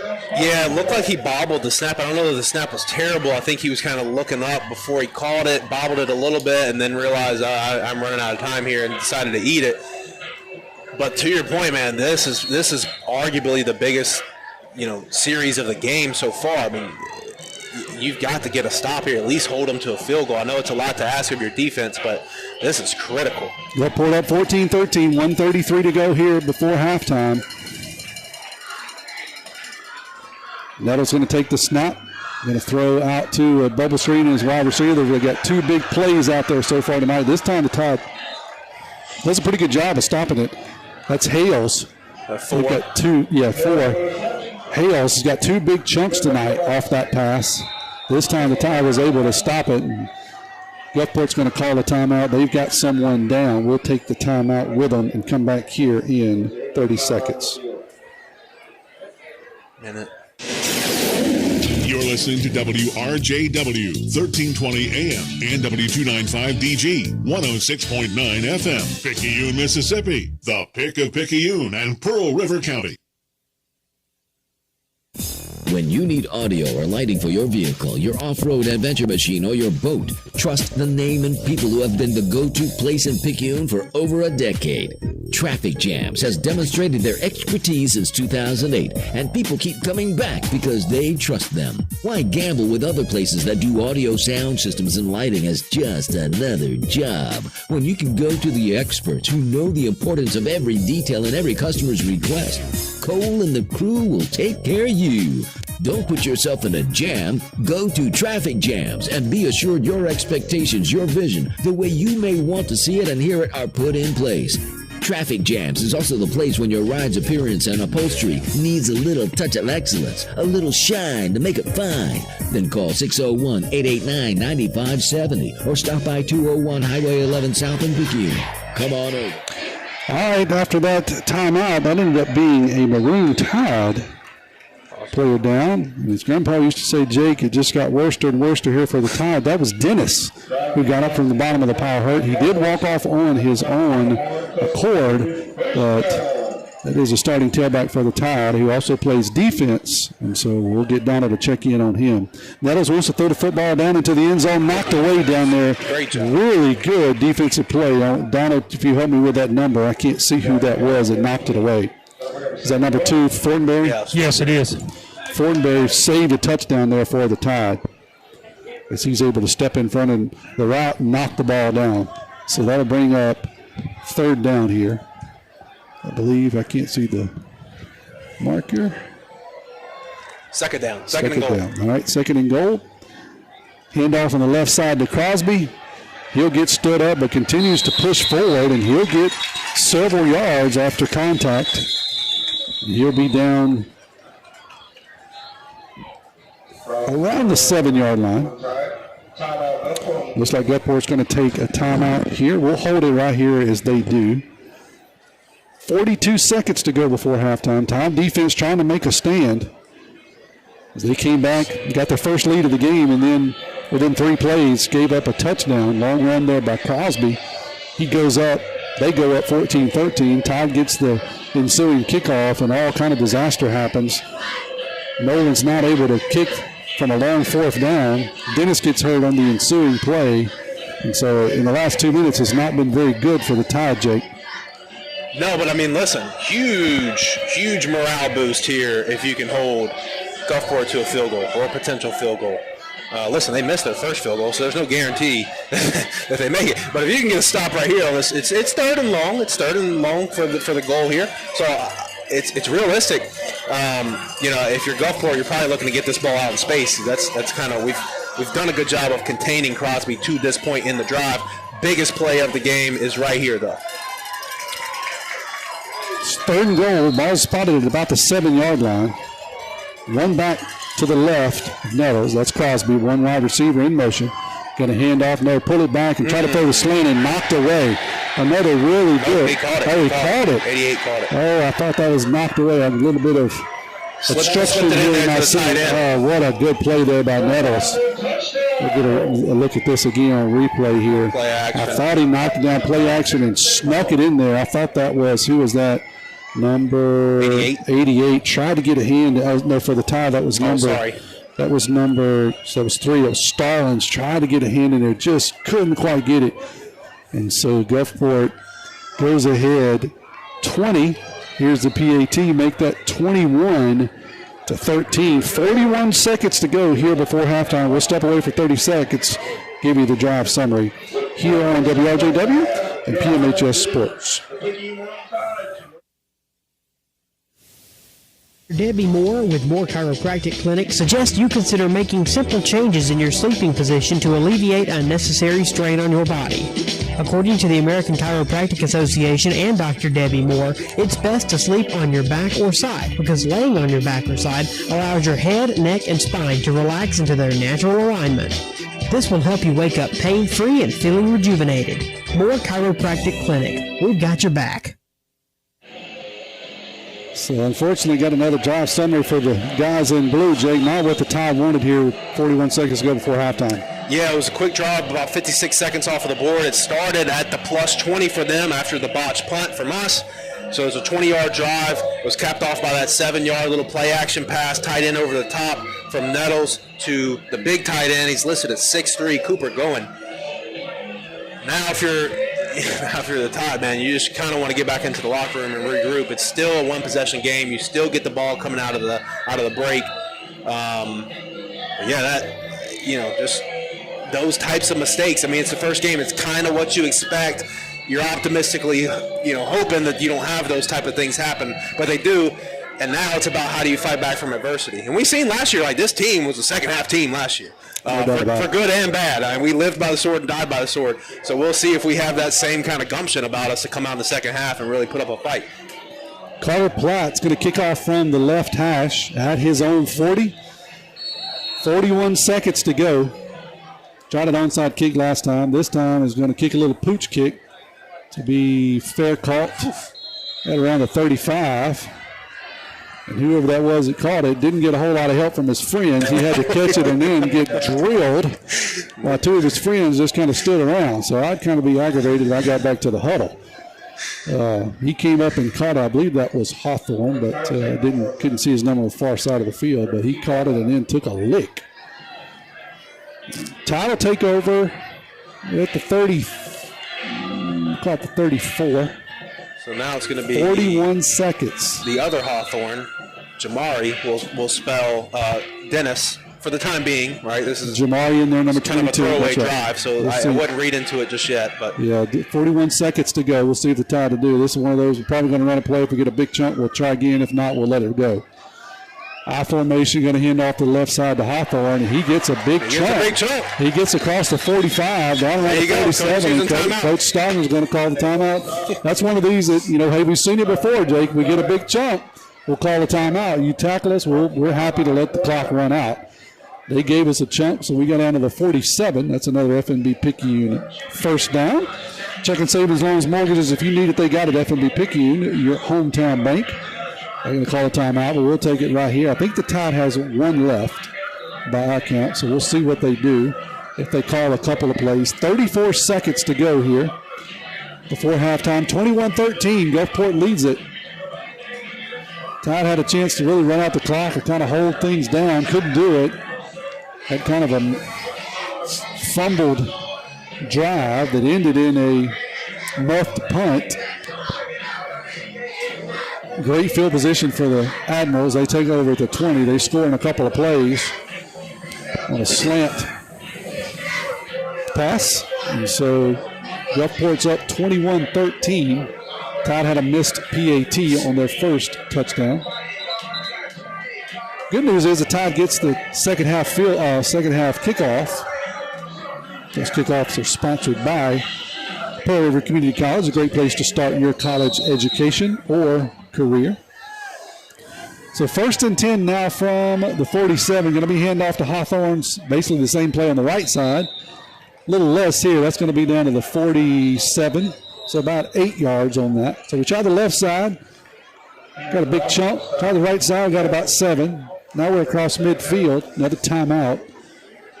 26 seconds to go here. 2nd and 5. What do you do, Jake? Call 2 plays here and try to hustle, or you try to throw the football a couple of times? What do you do? Yeah, like if it's me, right, I'm coming out. My favorite pass play is what I'm running right here.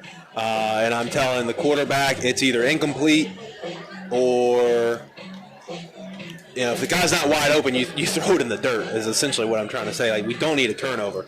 But, I think if you got like a little trick play in the bag, we had plays when I was at Ole Miss, like you'd have plays you'd practice with these short time scenarios, and it'd be some of your trick play type of situations, your favorite thing to work somebody open. That's what you're looking for here. You don't have any timeouts. Everything's got to work to the boundary.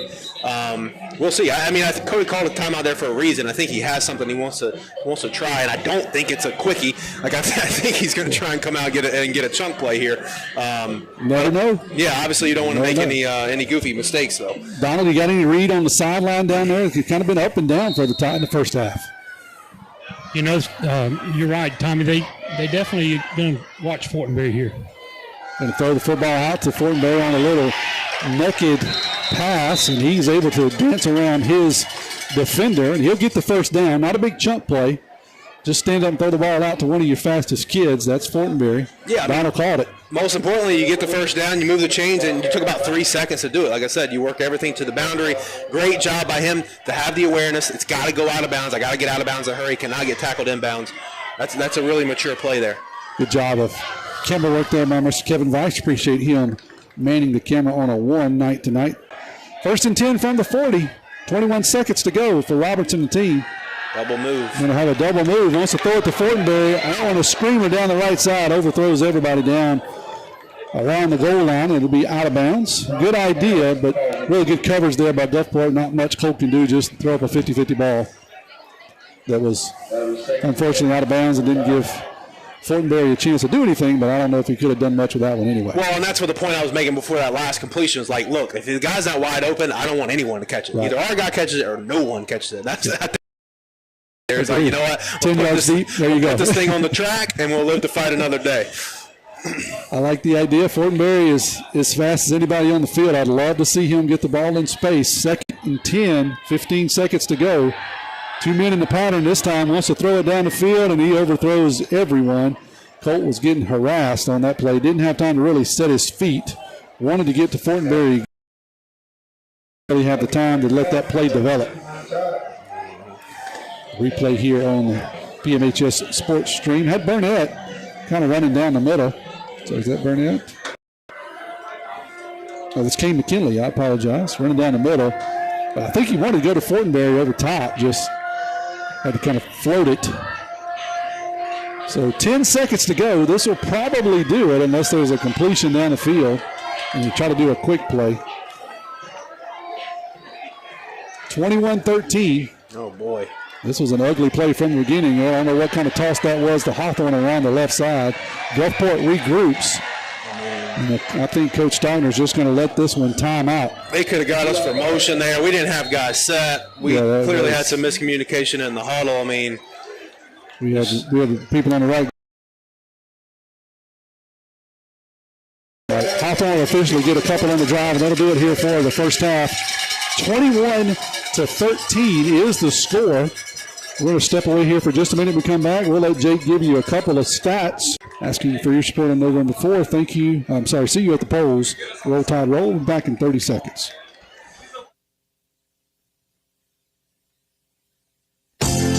Have grown exponentially. We have been able to add multiple services to our surgery department, which includes urology, general surgery, and advanced laparoscopic surgery, as well as ophthalmology services. Highland Community Hospital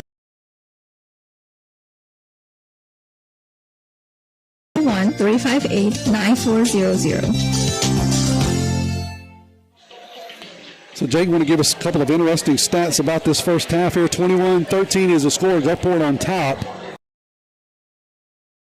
Half kickoff. Yeah, I'll just give you a quick rundown of what happened in the first half, really quick. All right, so Gulfport gets the opening kickoff. They drive down, miss a field goal. We get the ball, we punt. We give it back to Gulfport. Obviously, they score, then we get the ball, and we score. So now we're even. We give it back to Gulfport. We force a punt. We come out, and we score. We take the lead. Gulfport gets the ball on the fourth possession of the game. Answer back with a quick touchdown. Took them 48 seconds. Ty gets the ball after that. That's down here. We botch the punt. Turnover on downs. Gulfport gets it at the +20 for their fifth possession of the first half and score to take the lead. And then we had our fifth possession there, obviously, to kind of finish off the first half. Didn't do much with it. Going into the halftime, like the big elephant in the room now is Xavier Dennis healthy? Is he going to come back? Hawthorne looked great, but Xavier Dennis is a guy, he's playing both ways. So that's kind of where I want to know what that's going to look like. After the interview, we'll give some personal stats, but that's a quick recap of the first half action. So if I had to summarize that, not a really good first half by the Tide, but from an overall perspective, we're just down one touchdown. We get the football to start, but we need to make some changes at halftime, right? There are some things that if we can do, and sometimes you can't really make changes if you're getting out-athleted, right? But I do think there are some opportunities that we can make some adjustments. This Tide coaching staff is really good at halftime adjustments, so it's going to be interesting to see what they do to take care of some of these quick passes. Also, what can they do with Crosby? And then on the offensive side of the football, what can we do to give our line a little bit of pressure? Because you said it a couple times, they're eating us up on the tackles out there. We can't really get wide. We got some guys that can run, but we can't give them any room out there. They're getting just assaulted by the time they get to the line of scrimmage. So we've seen when Dennis can get to the outside, he can run away from everybody. He's got breakaway speed. So it'll be interesting to see what happens when we come back. We got about 18 minutes or so before the second half kickoff. I want to turn it over to Kerry as he's going to have a conversation with our own Mr. Peyton Wells. When it comes to metal building supply won't be undersold. With over 30 years experience, their team of professionals can assist you in all your metal supply needs. From residential to commercial, roofing, siding, and buildings, metal remains one of the most durable choices in residential roofing. Whether you like the standing seam look of no-show fasteners or a more traditional look where the fasteners show, Metal Building Supply has got you covered. Located at 3521 Highway 43 North in Picayune, give them a call at 769-242-2630. Metal Building Supply, handling all of your metal supply needs. Hard-working man.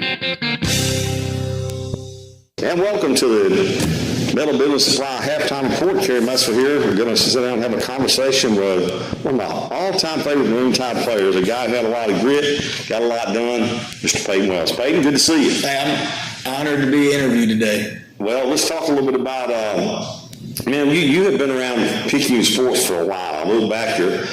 Your uncle was a great ball player here, one of the best ever played Picayune baseball. Your mom was involved with softball and cheer. Then your brother, who's a great guy, played some baseball. But man, just thinking back, all those times you finally got your chance to play. We're going to talk about that in a little bit.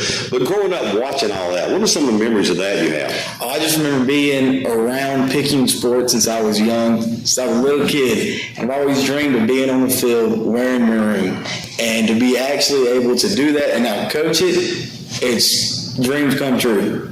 When you look back at your playing days, and you were a part of a big successful run here. Talk about that a little bit. It's an honor to look back and these kids talk about your glory days now, but some of the memories I have just being on the bus rides, knowing that we're about to go win, that's a good feeling, knowing you ain't really got to grind as hard on a game. That's just how dominant it was and how fun it was. We just had a good group of guys together. I remember after one of the state championships talking to you up at Hattiesburg on the post-game, and you were so relaxed, and I was talking about the fact, I said something to the effect that, you're about 190 pounds, you were going up against a guy from West Point over there, about 240 pounds, and you just laughed and said, you ain't got to block them long. No, especially with the running backs that we've had and the talent we had, just getting away for a few seconds. That's what I teach my guys now. I told someone yesterday, blocking ain't really blocking. It's just getting in the way long enough for your running back to get by. And that's how it is everywhere. Talk about that. You made the decision to go into coaching. I mean, you kind of mentioned earlier, coming back here, being a part of this, and of course you still continue getting your schooling done. But man, talk a little bit about that decision to go into coaching. I've always wanted to be a coach. So since I was a little kid, being around my brother and them, they would always play travel ball, and I was always in the dugout trying to give my opinion. I'm very opinionated. I get it from my daddy, I think. I like throwing my opinion out there any chance I get, so I felt like coaching was perfect for me. So ever since a little kid, I wanted to be a coach, and I finally got an opportunity when I went to the River the past 2 years to kind of kickstart my coaching career. Yeah, that's pretty cool. You had a chance to play here, very successful run, as we mentioned. You go up to Pro River, that's a different level of football. Absolutely, and it was a grind, to say the least. Talk a little bit about that experience for you. The first year, I like to forget about it. We weren't really too good. Went 1-8. So when everyone asked me, I was like, yeah, you called me the other day. I was like, yeah, I only did 1 year. We forgot about the first year. But I learned a lot about football that I didn't learn here. High school, college, two totally different worlds for people that think it's the same football. It's not. When you leave here, you don't worry about dorm checks. You ain't worry about the kids eating, the grades, all that. It's a little less here, I would say, because they do go home, but they live with you at the college level. So it's just different being around them 24/7 too. Looking at that, so let's talk about that. Let's take a step back and those differences. Is there anything that you might have gleaned or learned while you're up there that you said you learned a lot that you have brought back here?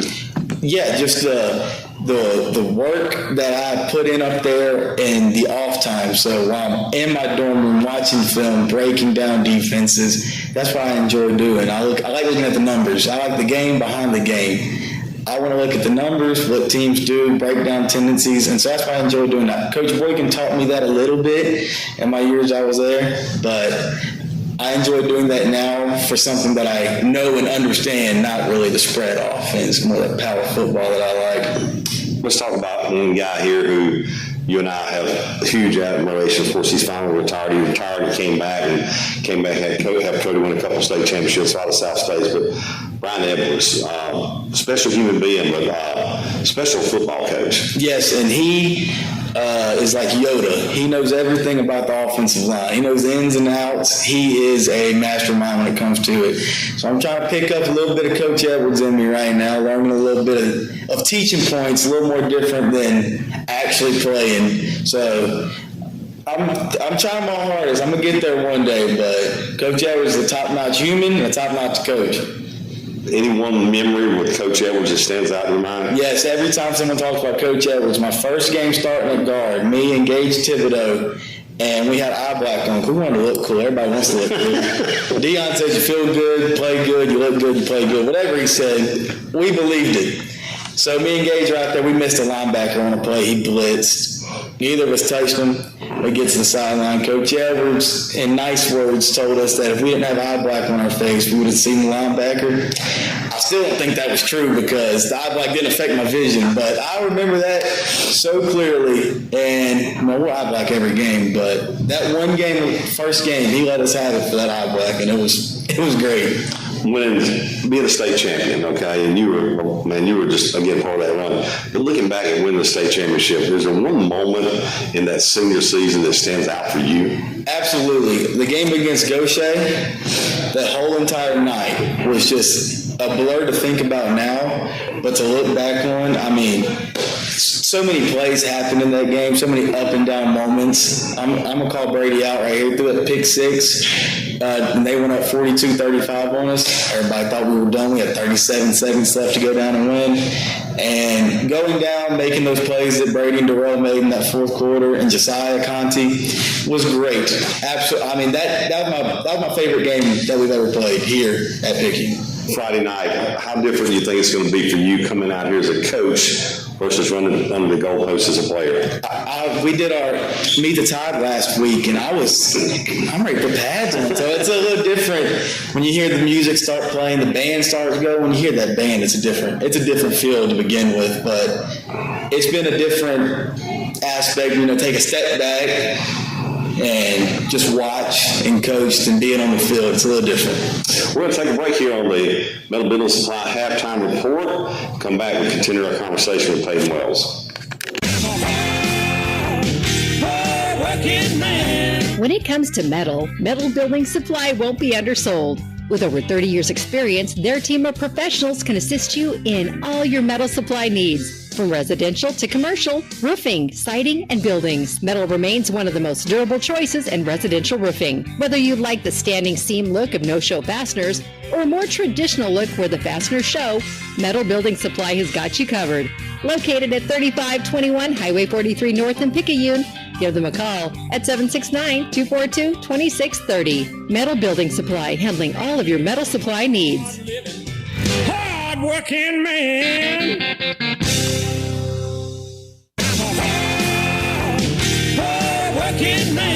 When it comes to metal building supply won't be undersold. With over 30 years experience, their team of professionals can assist you in all your metal supply needs. From residential to commercial, roofing, siding, and buildings, metal remains one of the most durable choices in residential roofing. Whether you like the standing seam look of no-show fasteners or a more traditional look where the fasteners show, Metal Building Supply has got you covered. Located at 3521 Highway 43 North in Picayune, give them a call at 769-242-2630. Metal Building Supply, handling all of your metal supply needs. Hard-working man. And welcome back to the Metal Building Supply Halftime Report here on Maroon Tide Football. Kerry Metzger speaking with Peyton Wells. Peyton, let's talk about your responsibilities here since you come back to Picayune. What are some of the things week to week you're doing for Coach Stogg and them? Week to week, Coach Stogg, I love working for him, first of all. I wouldn't want to work for anyone else but Coach Stogg. So he puts a little responsibility on me that I go with the O-line. He lets me have my own thing sometimes Philly's with me. And they trusted me to just carry on what Coach Edwards was doing, which is big. We sit here on Sundays and throughout the week, I give my input on what I think we should run or what I like, and Stogner values it, and that's my thing kind of week to week. He knows I know what I'm talking about, so he trusts me when I do talk. You and I mentioned earlier about, watching over the years Maroon Tide sports growing up, and I want to kind of take a step back because I think there's a lot to be said about older brothers, the impact they have on younger brothers, and just looking back and watching Trey and everything he went through here, decisions he's made in life, good decisions, looking at yourself now, how did that impact you? So I was in 9th grade when Trey decided to sign with the Marines and go into the Marine Corps. And, I mean, it hurt me because that was my best friend for a couple of years. When I turned about 7th grade all the way up until 9th grade, that was my guy, and then he just left. But it taught me the sacrifices that people make to better themselves. Trey could have went and played college baseball at any JUCO in the state, but he decided to go sacrifice all that to do what he wanted to do. And growing up, everyone always told me I was smart enough to go be an engineer, go be a doctor. But that's not what I thought I needed to do in life. That's not what I felt like God was telling me to do in my life. I felt like I'm supposed to be a coach, so I had to make my sacrifices I needed to make to be a coach. On that path of going to coaching, of course, you've got about a year and a half, maybe 2 years of school left, but kind of walk us through where you're at in that thought process right now, because, you're around a premier football program, when inside and out, you got responsibilities for Coach Stogner, as you mentioned, but kind of walk us through how you see things playing out, hopefully. I hope I can stay here a couple of years, and that's the goal, is to get here, learn under Coach Stogner, learn how to run a program. I mean, everyone's goal is to be a head coach one day. And I don't think Coach Stogner's leaving anytime soon. I wouldn't if I was him, but the goal is always to be a head coach somewhere. So one day maybe that's going back to the college, getting my name back in that hat because I did that for a couple of years, or learning under Stogner, about 30 years old, try my luck somewhere else. But I got a good bit of years to learn under Coach Stogner still. You know, Picayune, you're one of them, and it's not a slight on you. Picayune's known for just the staff taking guys undersized and competing and doing well. You're a great example of that. Marion Tyson's great at that. Quentin Haynes, go down the list. You guys on this ball club, not overly big, but there's some gritty ball players here. What do you think it is? Is it in the water? I mean, I say this not to be funny. Is it in the water? Is it inside these rooms? What is it you think that makes it special? Because I'll be honest with you, I don't know that anybody else gets as much out of their players as Picayune seems to get. I know it's cliche to say, but MTXE is real. The kids think about it every day. It's on our chest. They believe in MTXE, mental toughness, extra effort. If their mind's tough, they're going to give that extra effort. It's just a tradition. The guy in front of you did it for years. The guy behind you is going to do it. So you can't be the one that doesn't do it. And I think the guys actually buy into that. I know they do because I did it for 3 years. This ball club, Coach Stogner told me earlier in a pregame interview today, he said that this team here had the greatest attendance ever for the summer. Says a lot about their commitment. Just your thoughts on this much, having been around for a couple weeks now. So I got here in the spring, and so I didn't know them before. I was learning names all the way up until the summertime. But they bought in this summer. Kids in 9th grade all the way to seniors that have Division I scholarships. They're here every day working their tail off. And I think that says something. You don't go to many colleges and kids have perfect attendance. Yeah. So to do it in a high school where you have to beg your parents to come up here and bring you and pick you up, that means something. And shout out to the parents for getting their kids here every single day of the summer to work. One piece of advice you may give a parent or a player out there who's, let me say a freshman out there in Picayune football program, getting ready to embark on this, what little advice you may give them? I would say buy in. If you buy into a program, there's no kid that's ever went Division I out of 9th grade. There's no kid that's ever went to the major league out of junior high. Buy in to the program, and if the kid works and the kid is here every day, the kid's going to be successful in life, more importantly than football. Well said. Hey, appreciate your time. Glad you're back, man. I'm happy to be here, Mr. Carey. Appreciate it. That'll conclude our halftime show here, brought to you by Metal Building Supply. We'll take a short break, come back. Tommy and Jacob will get back at it here in a little bit. When it comes to metal building supply won't be undersold. With over 30 years experience, their team of professionals can assist you in all your metal supply needs. From residential to commercial, roofing, siding, and buildings, metal remains one of the most durable choices in residential roofing. Whether you like the standing seam look of no-show fasteners or a more traditional look where the fasteners show, Metal Building Supply has got you covered. Located at 3521 Highway 43 North in Picayune, give them a call at 769-242-2630. Metal Building Supply, handling all of your metal supply needs. Hard-working man.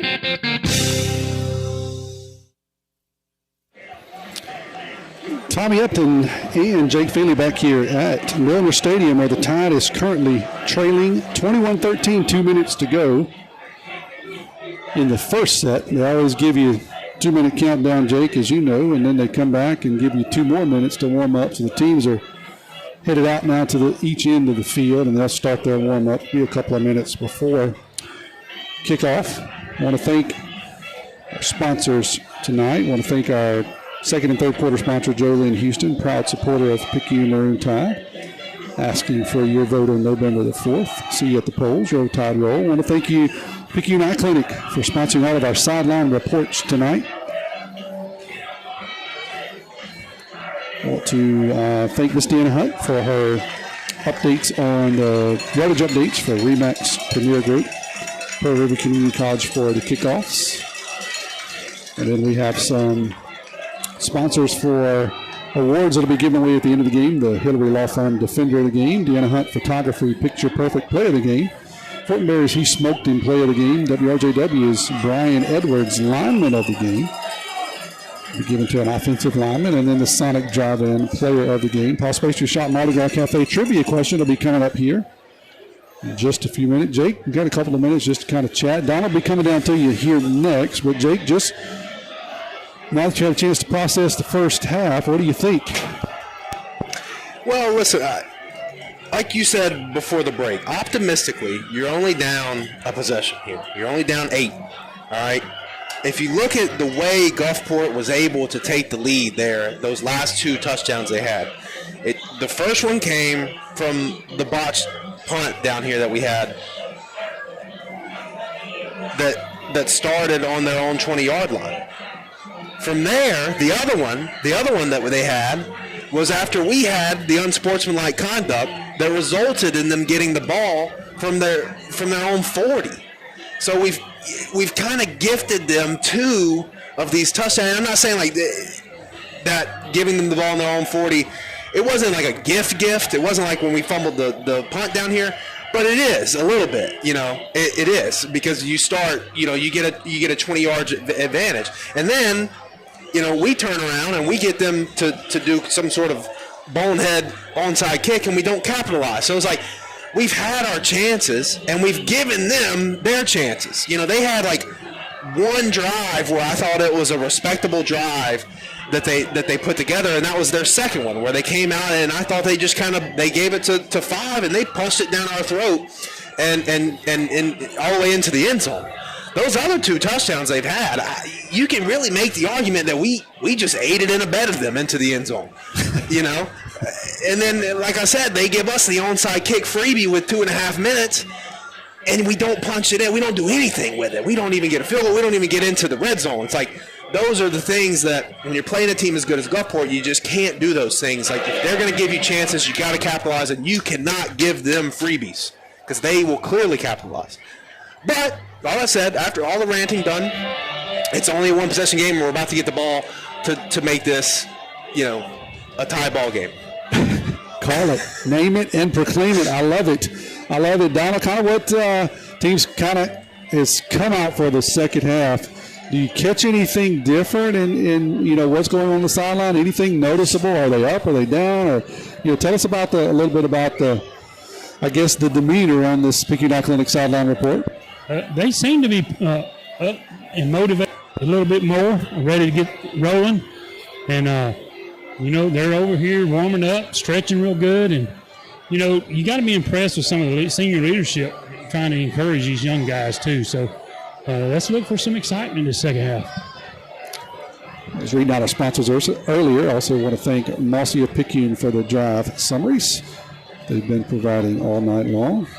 Unfortunately, we got more of those Mossy drive summaries for the guys in blue that we have for the guys in white and maroon, but we'll see if we can rectify that, as Jake has already declared is going to happen here on the opening kickoff of the second half. About 35 seconds to go.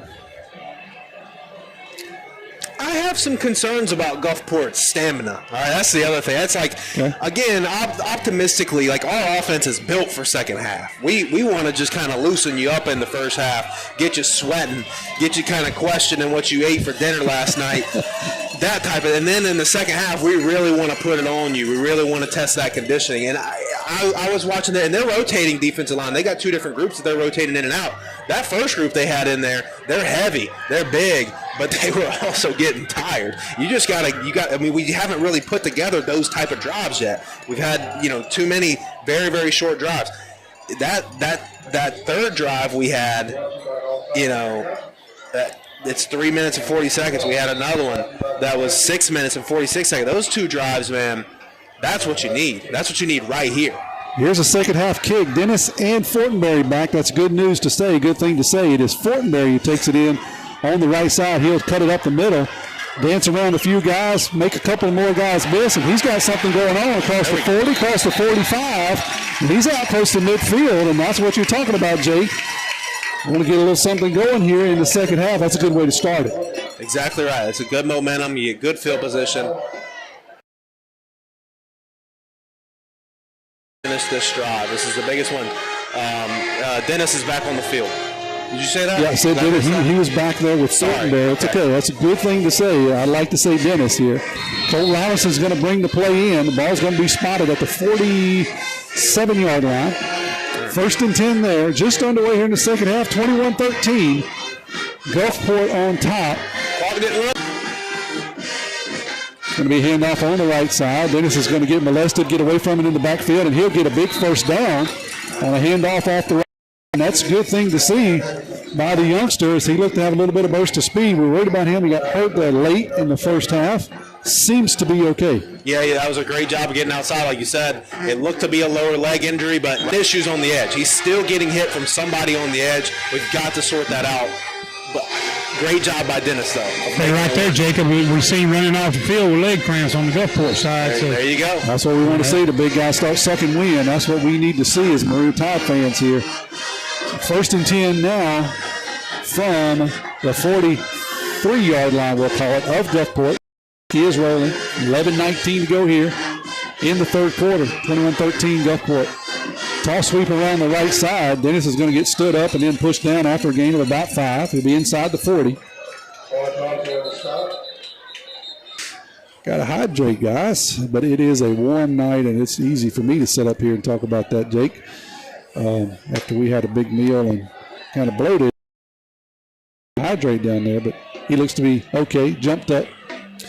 Headed to the sideline. The coaches are okay. All the coaches are out almost to the numbers. Not sure what's going on. Referees, officials, I should say, are allowing it. Ball's going to be spotted on the 39-yard line. Second about 7. Clock again, under 11 minutes to go here in the second half. I formation. It's Macon Burnett. Xavier Dennis in the backfield. It's going to be a fumble snap that Colts does a good job. It gets back under. He just forgot to take the ball with him. Not a good exchange between the center and him. So good job. Heads up there by Colt, reaching back, pulling the ball back down and getting under it. Lose a yard, but more importantly, keeps the football. Yeah, now you're looking at a 3rd and long, and this drive, you just can't let this drive stall out, especially by shooting yourself in the foot. Hopefully we can make up for that, but that looms large right here as you approach this 3rd and 7. 3rd down here for the Tide. I formation again. 2 wide receivers to the left. This time going to be a toss to the weak side. Dennis looking for a hole, not much there. Cuts it back, and there just wasn't a whole lot of opportunity to do something there. Going to bring up 4th and reasonable, about 4. I assume the Tide goes for it here. Yeah, I mean, he went for it, and that one in the first half, and that was on the other side of the 50. So I think this one's pretty much a given. Really quick guy that we've been trying to get the ball to several times so far, been unable to do so. He's wide right. Going to be to Dennis. He starts left, cuts it back right. That's a little bit of wrinkle. He's going to fall down right at the first down marker. We'll see if they give it to him. Yeah, this is interesting. On a counter action off of our power look, and we're going to pull both guards here. And you see those guards, like, that's a heck of a job there. I mean, you got to be quite an athlete. 53, man. He pulls out to the left side and hits a spin move and goes back around to the right. And to your point, the running back's giving a counter look as well. Great play call, great play design. 32 will be the spot here. 8:50 to go in the third quarter. Tide trying to put together a drive. Continue to wear out the defense. Going to be a quickie off the left side to Macon Burnett. He'll get 2. That's a play that's not pretty, but that's the jab, right? We just got to keep those linebackers honest. Talk about that, Jake, is why we need to mix that quickie up with that toss sweep, and why they kind of balance each other. Well, you just prevent the linebackers from flowing too much from the tailback. So the tailback's swinging out like he's going to catch a pitch. But you keep those linebackers honest in that they have to stay inside and read the play honestly and not just jet out and read only the running back. And sometimes that one step is the difference if you can get to the outside. Exactly. Hawthorne in the backfield here. We're going to jump off sides. So we'll back up 5. We had 2nd and about 8. But we're going to end up to 2nd and about 8. So that'll back us up. Thank Mr. Kevin Weiss for manning the video tonight, and thank Picayune's First Baptist Church for sponsoring our video stream. Gulfport's in a tight 31, so they have a tight shade on our center, and then they have a kind of a wide 3 on our guard. I'd love to run a trap out of that. I mean, you trap that 3 technique, man. The hole, you could drive a truck through it when it works properly. Split backs behind Colt Robertson. He's going to hand the quickie to Igana. They did it. Jake Carter, there it was. Nice gain on 2nd, close to 10 yards. He'll have 3rd and short We'll see exactly where they put it down. They're going to lay it down at the 25-yard line. So we'll call it 3rd and 2. You called it. They did it. From your mouth to God's ears. That's what we need. So 3rd and reasonable here. Clock still rolling. 7:15 to go. Ty trying to get back at least to a tie here, down 21-13. See if they go for 2, start chasing points, or got to get in the end zone first before we start talking about that. 2 wide receivers to the left. Toss sweep to Hawthorne around the right side. He'll have the first down and more. He'll be inside the 20. So that'll be another FMB Picayune first down. Come out of the main branch and see Sheila Cooper and Linda Penn. Hometown community spirit. Hometown community pride. And I got to tell you, this is where the tie can get dangerous, because, I mean, you think about it, all right, Dennis has been our bell cow so far, right? But then you can roll in Hawthorne, the Jordan, the fast one. And then you got the other one, Jamari. And then we got Igana. And then you got Macon Burnett. I mean, it's like everyone, we're spreading the love, man. Yeah, we got a bunch of them Hawthorns we can put back there, and they're all a little bit different. You're right, and a bunch of other guys that complement them. We got one of them Hawthorns in the backfield behind Igana right now. 2 wide receivers. Going to hand off to Igana on the quickie. He's going to get a big gain down inside the 10. That's going to be enough for a 1st and goal for the Tide and an FMB Picayune first down. Come by the main branch and see one of our friendly loan officers, Keith Robinson, Julie Lowry, Audrey Spears, David Levy, Christina Ladner, Julie Jackson, and Colin Thompson. Hometown community spirit, hometown community pride, 1st and goal from the 9. Donald, you feeling it down there? Jake's starting to feel it up here in the top. Are you getting the same feeling down on the bottom? Yes, sir, they are. And I tell you this, the Maroon Tide offensive line are feeling it too. They want to finish this drive right here. I formation again. Toss sweep to Hawthorne. He forgets to take the football, picks it up, going to reverse back to the left. And he's just going to fall down after losing a yard, but that could have been way worse for the Tide. Just didn't get together on the pitch. And that's part of the things that you see, Jake, early in the season, just not quite in sync. Yeah, just slight miscommand. Listen, this is a quarterback that wasn't here in the spring, and now he's dealing with a running back who maybe hasn't had a lot of reps so far in this game. It's only his fifth touch of the game. So a lot of moving parts, a lot of things that are changing around, but we'll get that familiarity together. Luckily, none of these have really been the ultimate price of a turnover, but we're still in good shape here. 2nd and goal now from the 11. Wingback reverse. And he's going to be tackled rudely at the 10-yard line. He's kind of dragged down in a little bit of a body tackle. We'll see he's okay. That's a good way to injure a leg. He seems to be okay. He's coming off. Looks like now he's going to go down. We're going to take a break while he's down. That's Hawthorne. Wingback reverse. He got pulled down. Somebody kind of landed on his leg. Hopefully that is not serious. You're listening to Marine Tide Football here on WRJW. Hey friends, Pawpaw's Campers in Picayune's got to make room for the new 2026 models that are arriving. Special pricing on new 2025s until they're gone. Check out this new 2025 Sportsman 191 BHK bunkhouse. This unit has a front queen bed and a dinette slide out. MSRP $28,729, reduced to only $17,987. Browse additional pictures and pricing at pawpawsniceprice.com. That's pawpawsniceprice.com. Come and see us. Hawthorne's still down. Looks like he's cramping up. So that's actually, if you're going to be down, that's one of the best reasons to be down. So he's cramping up. Very warm night tonight, muggy. Temperature was in the low 80s at game time. Now it's dropped to a cool 78 degrees. Hawthorne seems to be okay. He's going to stand up. Hey, we'll have a Paul's Pastry Shop Mardi Gras Cafe trivia question right after the Tide scores this touchdown. 3rd and goal from the 10 now. So we'll let them score and do what they're going to do, and then we'll give you that. I'm going to give you a really easy one tonight. I'm going to be really easy on them, Jay. Everybody's getting warmed up. We're getting warmed up in the broadcast. All our equipment's getting warmed up. The Tide's getting warmed up. So, hey, we don't get a preseason game, so our first game is a real game. Hey, I'll give you some score update right I'd love to have it. Give me that scoring update down there, Donna Balch. West Harrison over Poplarville, 28-12. Wow. Pascagoula over Moss Point, 25-0. Gaucher over George County, 28-0. Petal over Hattiesburg, 29-14. Wow, another surprise. At 3rd and 10, Colts under center.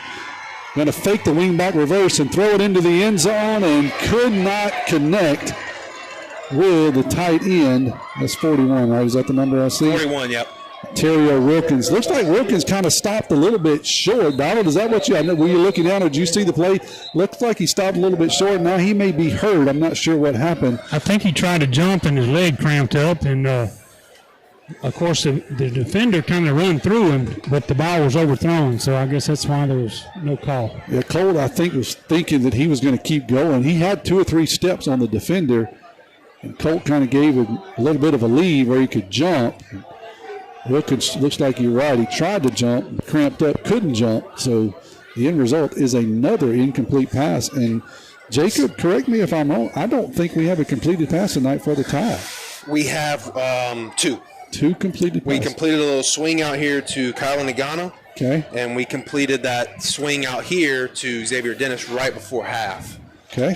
Both went for about 8 yards, so he's got 16 yards total on the night. He's he's 2 for 9. 2 for 9. Yeah, you know, he's kind of been all over the place. Some of them has been a little bit erratic, which again is expected early in the season. Others, the receivers haven't helped him a whole lot. So here's another score update. People are interested in Pearl River Central over Bay High, 35-0 in the third quarter. Wow. Good for the Blue Devils. I think they're starting to turn things around up in Carrier. Got a beautiful new facility. Jake, have you seen pictures of that facility up there? I have not. Yeah, got beautiful new turf up there. Absolutely gorgeous facility. Well, it was better. I mean, that field they used to have, if you were standing on one sideline, you couldn't see on the other. They definitely needed it. That was absolutely deserving. Here's Cruz. He's going to kick it from 22 yards, and it is good. It is good. Cruz says no big deal. If the drive stalls, I'll at least get you 3. He's going to put it at a 5-point game. 21-16 is the score. We'll come back and give you that Marcia Picayune drive summary after this 30-second word from our sponsor. Nobody protects you from mayhem like Allstate. I'm a lost bee that found my way into your car. And now that I'm in here, good luck getting me out. I think it's gone. Wait, no, it's in my hair. And if you don't have the right auto insurance coverage, well, this could be quite a sticky situation. So get Allstate. Jason Paget has offices in Picayune. Make sure you have the right coverage. Give the Paget Agency a call today. 601-798-7005. Subject to terms, conditions, and availability. Allstate Fire and Casualty Insurance Company and affiliates, Northbrook, Illinois. All right, Jake, give us a Marcia Picayune drive summary as the Tide comes out and at least put some points on the board here in the second half. Yeah, we took off 7 minutes and 37 seconds on that drive. It was about a 54-yard drive after the impressive kick return by Mr. Dennis, and we capped it off with the 22-yard field goal from Edgar Cruz there to make it, as you said, a 5-point game. 21-16, 4:23 to go here in the third quarter. Cruz is going to tee it up from his 40 on the right hash. See Crosby and Hales back deep for the Admirals. We're going to try to kick it over Crosby's head. He's going to take it in at the goal line, and they'll let him come out. He's going to get run out of bounds at about the 22-yard line. I told you I'd give you the Paul's Pastry Shop Mardi Gras Cafe trivia question after the Tide scored the touchdown. But I'm going to give it to you even though they scored a field goal. I'm going to make it real easy for you this year. Real easy for this game, not for this year. What is the name of the vehicle and the team that takes the field before home games? This is for college football.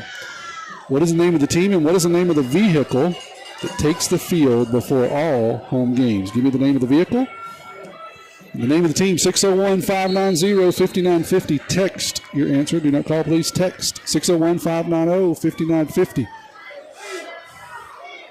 Parker Nettles takes over at the 20-yard line for Gulfport. 4:14 to go. His team on top, 21-16.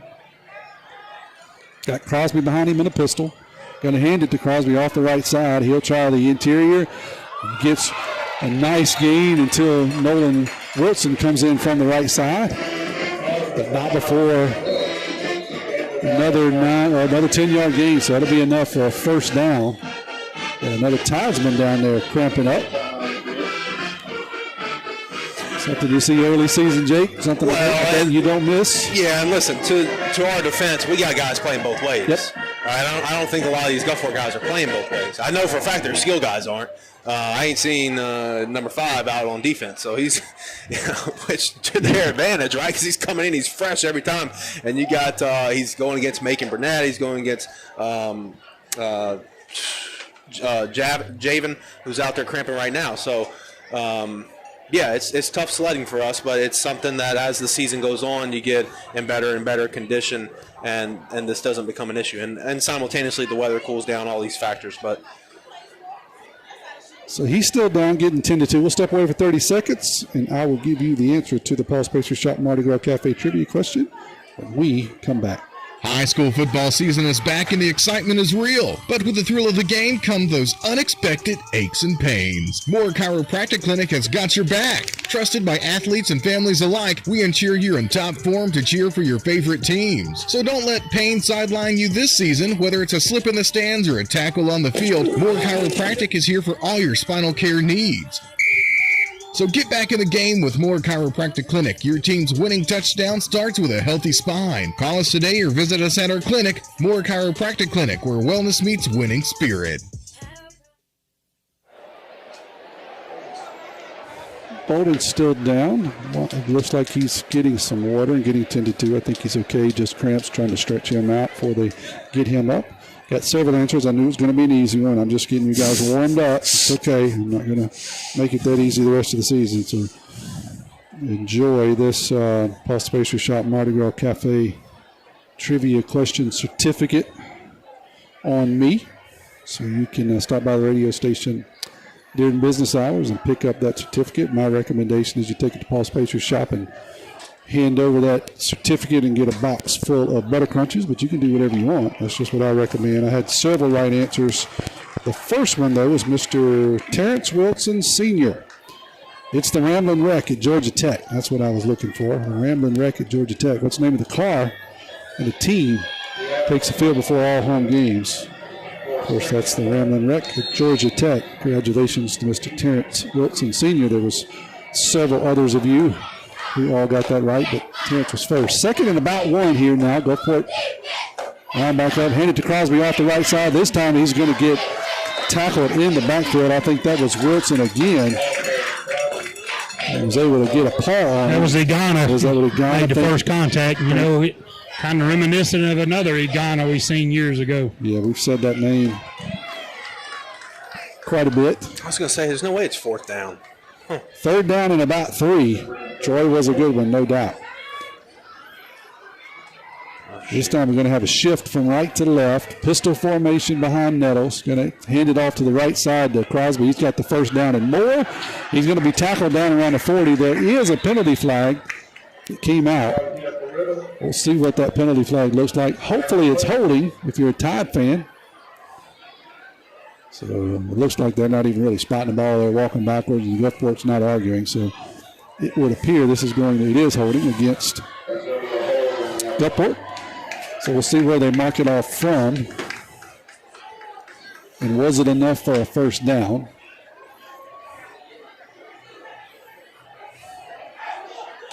It was not. So they'll put it down at the 19-yard line. And that'll bring up 3rd and about 11. 16, Gulfport on top. One back to the left.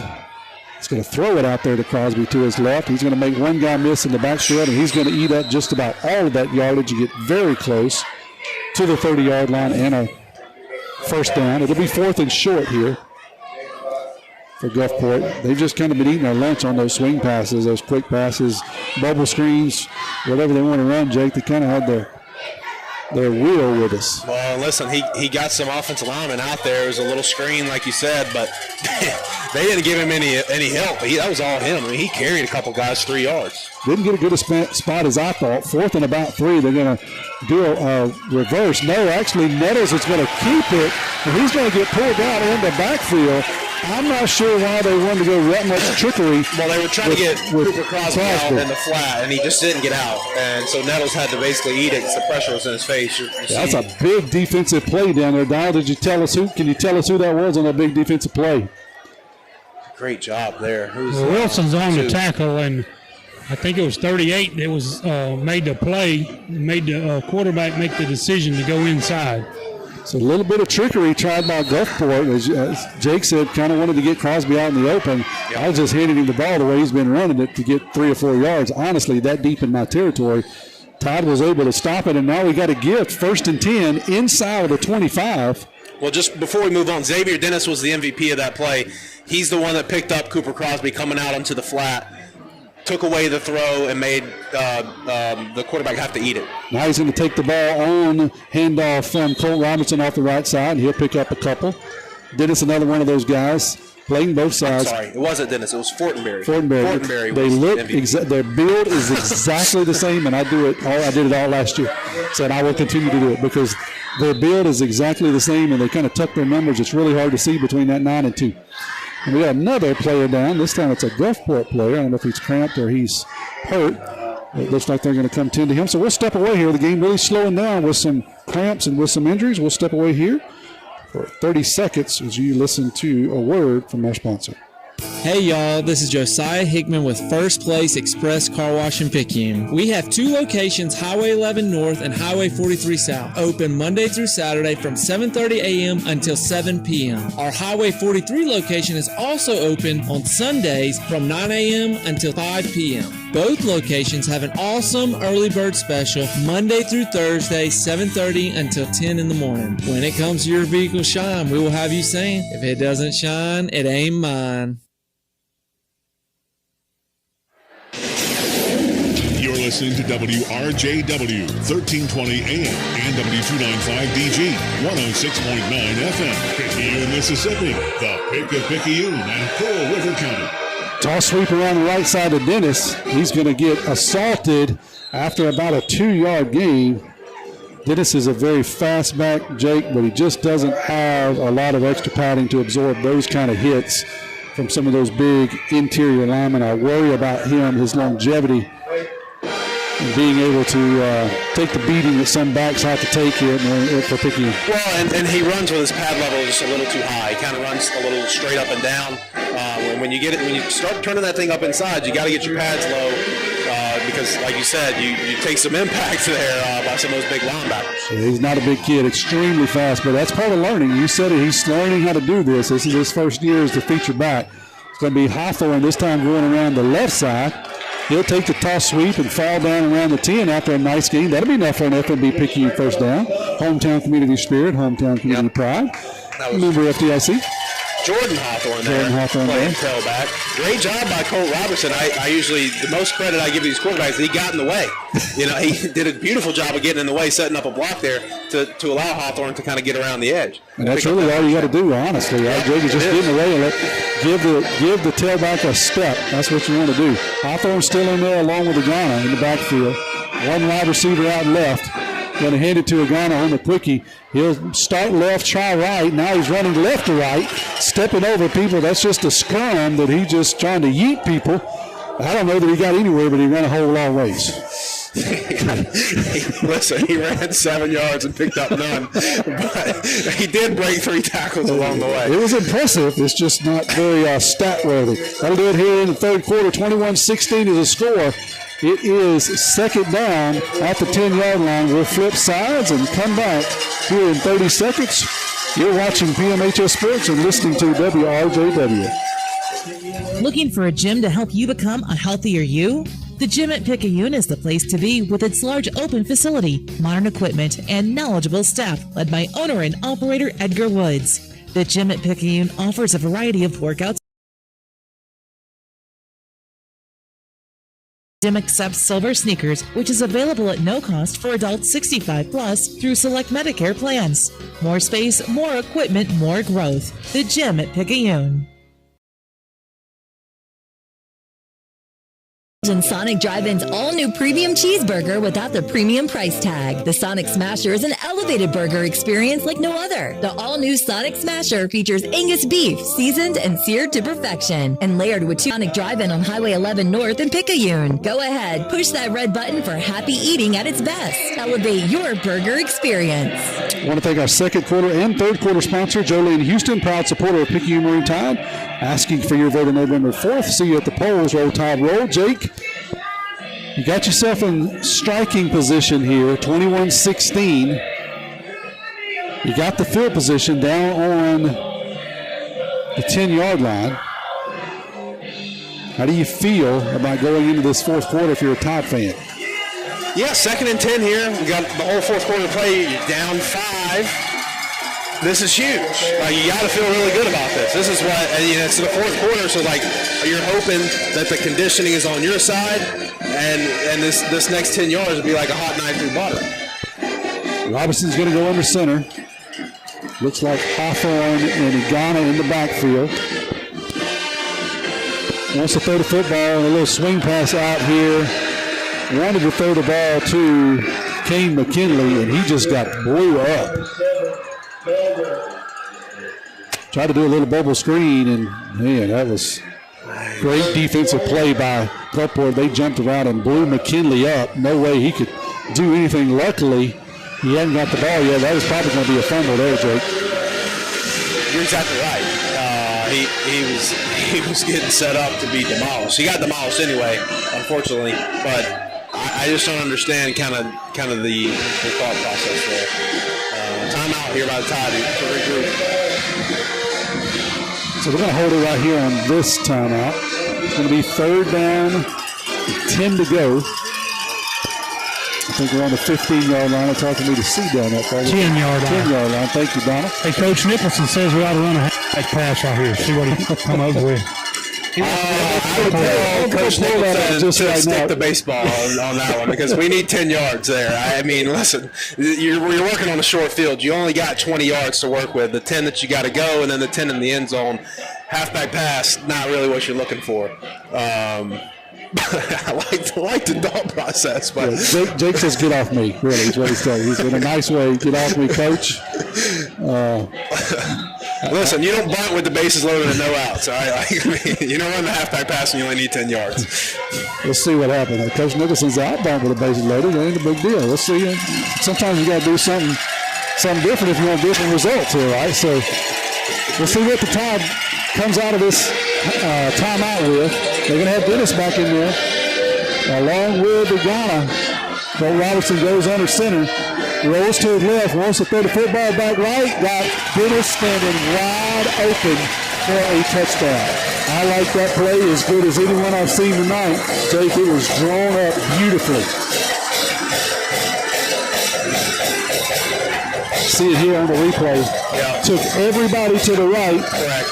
And Dennis is standing all alone in the right corner. And that's just one of those you just hope you don't throw it in the ground. Because as a quarterback, you look over there and say, oh my gracious, there's nobody around. Right. I just need to roll him the football. And one of the biggest hits that Dennis took tonight was from old Macon Burnett when he went up. They both jumped up in the sky and he took a good old licking from him, knocked him to the ground. Going to go for 2 here as being up 1 or 2. 22-21 right now. So we'll see what happens here. Dennis is in an I formation behind Igana.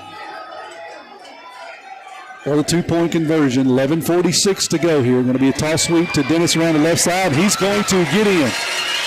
2-point conversion is good.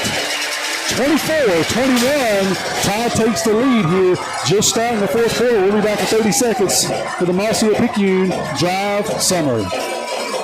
Do you need a delicious dessert? Well, you're in luck when you head on over to Paul's Pastry in Picayune for all your pastry and dessert needs, including the famous Butter Crunch cookies and seasonally decorated cupcakes. Try a Paul's specialty cake, perfect for any occasion from birthdays to weddings and any holiday. Let Paul's Pastry customize a cake for your next party or holiday. Paul's ships king cakes year-round. Stop by Paul's Pastry Shop today at the Top of the Hill Shopping Center, number 1 Sycamore Road off I-59, exit 6 in Picayune. Jake, tell us about this Marcia Picayune Drive Summer. We needed this one. Yeah, so remember we started on our own 20, we started on the plus 22 here because of Gulfport's turnover on downs. We took the ball. It took us 2 minutes and 14 seconds to punch it in. It was the Colt Robertson 10-yard touchdown pass on the little flood fake halfback swing pass. So from Colt to Xavier Dennis, beautiful play call. And then we capped it off with a 2-point conversion there on the power to make this a 3-point ball game in the fourth quarter. 24-21, 11:46 to go here in the fourth quarter.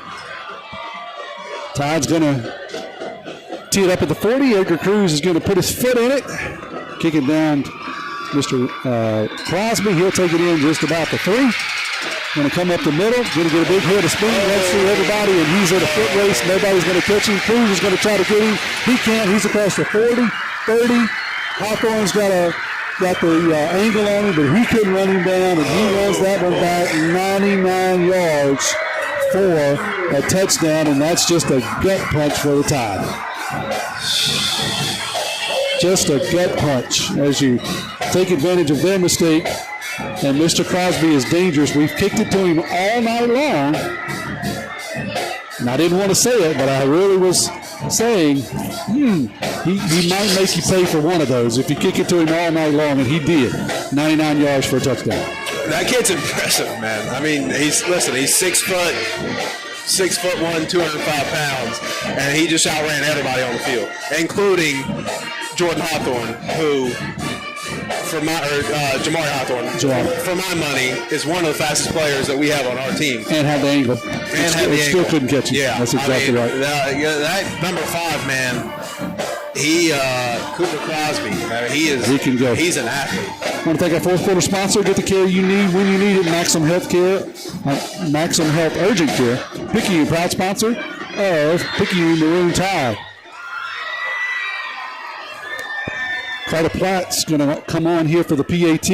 Snap is back. Kick is up. It is good. 28-24. One play. Gulfport regains the lead. We'll be back to give you a very quick Mossy Picayune drive summary.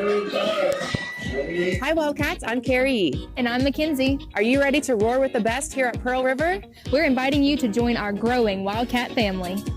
Pearl River continues to make headlines as the fastest growing community college in the state. All while putting our students first by not increasing tuition and developing more opportunities for successful careers. Come be a part of history by joining our Wildcat family where we show out our main character energy. Just visit prcc.edu and roar with the best. All right, Jake, this might be one of the easier drive summaries, Mossy Picayune drive summaries that you give all year. 99-yard kick return by Cooper Crosby for 6, capped off by the extra point, which makes this a 4-point Gulfport lead. Now, y'all know I'm the spin doctor, all right? I put a spin on everything. It up on me. So here we go. Gulfport's defense was just on the field, all right, trying to stop our offense. They get one play off, and they're right back out there. You don't want to give up a 99-yard touchdown, but if you were going to give up a touchdown anyway, make it 99 yards and give us the ball back, and let's go punch it down their throat, chew some time up. I like it. I like the spin.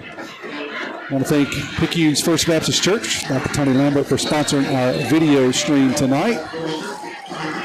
I was going to kick this one off from the 40, going to kick it across the field to our 30, and that'll be fair caught there by the Tide. So we'll take over around the 32 officially. That's where the Tide will set up shop. 28-24. Gulfport back on top. 11:24 to go here in the fourth quarter. It's been back and forth all night. Not the prettiest game. Kind of what you expect from the first game of the season by two really good football teams. Still trying to understand what we have, what they've got. Trying to counteract some really good athletes on both sides.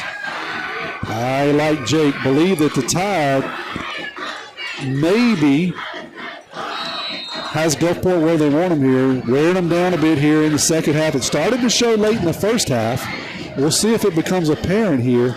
And if it is, this is where we'll see it, Jake. I totally agree.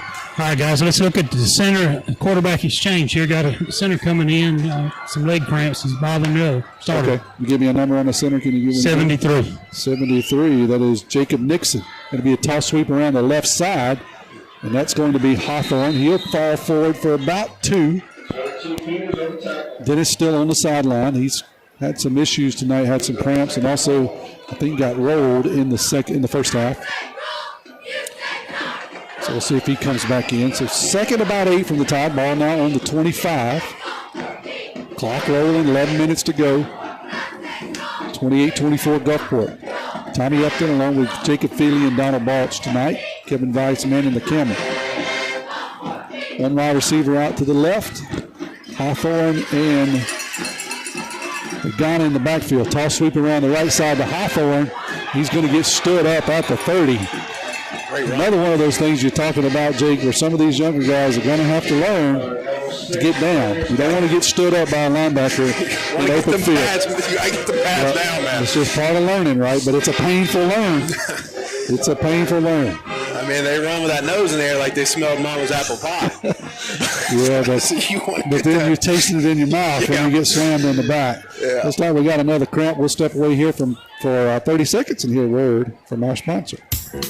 Hello, Maroon Tide fans. This is Deanna Hunt, a Picayune native and a graduate of Picayune Memorial High School. I am a local real estate agent with RE/MAX Premier Group. Whether you are ready to buy or sell, I would love to help you with any of your real estate needs. Give me a call today at 601-273-1351. I am Deanna Hunt, a proud supporter of our Picayune Maroon Tide and your local RE/MAX Premier Group agent. Call today and let's find you the perfect home. Roll, Tide, roll. Hey neighbors, we're not that far from where you are. Make that short drive to Pawpaw's Campers in Picayune and see our Wildwood, Catalina, Sportsman, and Zinger trailer lines and our Rockwood and Heritage Glen fifth wheel lines. From Houma to Hammond, Biloxi to Jackson, and Mobile and Pensacola, we're not that far from where you are. Come and see us. You're gonna love the way we deal. Pawpaw's Camper City in Picayune. You're gonna love the way we deal. Everybody seems to be okay. We got the ball on the 30-yard line, 3rd and about 2 for the Tide. 10-11 to go here in the fourth quarter. Handoff on the left side. Hawthorne's got the first down and a little bit more as he gets dragged down just shy of the 35. But that'll be enough for a F&B Picayune first down.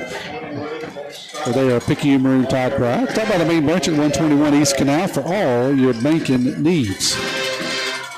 I think that's really what we need to do here, Jake, is just stack some first downs together. We'll take all those F&B first downs we can get, run some time off, keep the ball out of Crosby's hands. You're exactly right. Just chew some clock. Looks like Dennis back in there in the backfield behind the Ghana. Really would expect the line to take off a little bit here and maybe start to take over. Dennis is running for his life, but he does dive across the 35. He'll pick up 2 or 3. Good penetration all night by Gulfport. Give it to him. Yeah, listen, they've done a job on the run game for the most part. I mean, if anything, when I look at the play sheet, a lot of our bigger chunk plays have come from like our fullbacks and some of those other type of plays, not really the bread and butter. That we haven't really had a tremendous amount of success with just the power in and of itself. 2nd down, 8. Ball at the 37, toss to Dennis around the right side. He'll cut it up. He's going to reverse field and come back around the left. He's across the 40, across the 50, across the 45, 40. He's dancing and he'll run out of bounds wisely down around the 35-yard line. Big chunk gain there by Dennis as he goes to the right, gets stopped up, decides, hey, let's look at the left. The right didn't look too good. You know, when he made that cutback, Jacob Nixon just got in the way of a defender coming right behind him. I thought he was fixing to grab him, and Jacob just got in his way. Sometimes all you got to do is just give Dennis a step. Nixon did it there. So 1st and 10, the ball is going to be spotted at the 34-yard line of Gulfport. Clock rolling, 8:12 to go here in the fourth quarter. 28-24. Going to be a quickie up the middle to Igana. He kind of ran it up in there, thought he was down, and he squirts out the other side, gets across the 30-yard line. Another nice gain there by fullback. He'll get down to the 28. 2nd about 4. Pickup of 6 there on first down.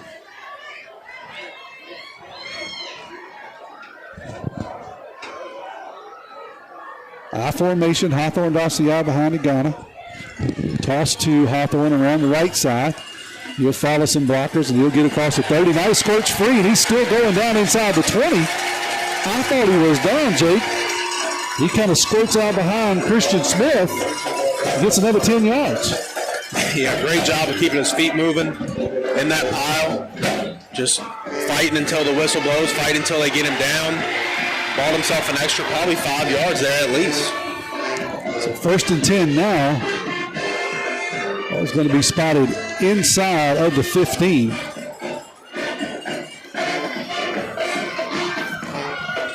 Seven minutes to go here. Toss to the left to Hawthorne. This time he's got a good speed. He gets stood up, but not before he gets inside the 10. The Tide just doing what they want to do. He's starting to get a little bit bigger chunks, though, Jake. Starting to get 5 or 6 here at a time. Well, and listen, that first contact isn't bringing us down anymore, and that's a credit to one, the fatigue on Gulfport's side, and two, the ability for our guys to stay fresh. I mean, we're rotating, we're moving, we're sharing the love. It was Igana, and then it's 22, then it's 14, and then we give it back to 9. This time we're going to give it to Igana off the right side, and he's going to get very close to the goal line, still pushing. Got a scrum, and they're going to stop him very, very close to the goal line. We'll say maybe the 1 officially, but that should be enough for a 1st and goal, Picayune. It's another first down brought to you by your hometown bank, F&B Picayune, where they'll always put you first. Stop by the South Branch and see Miss Tracy Acker Memorial Boulevard for all your banking needs.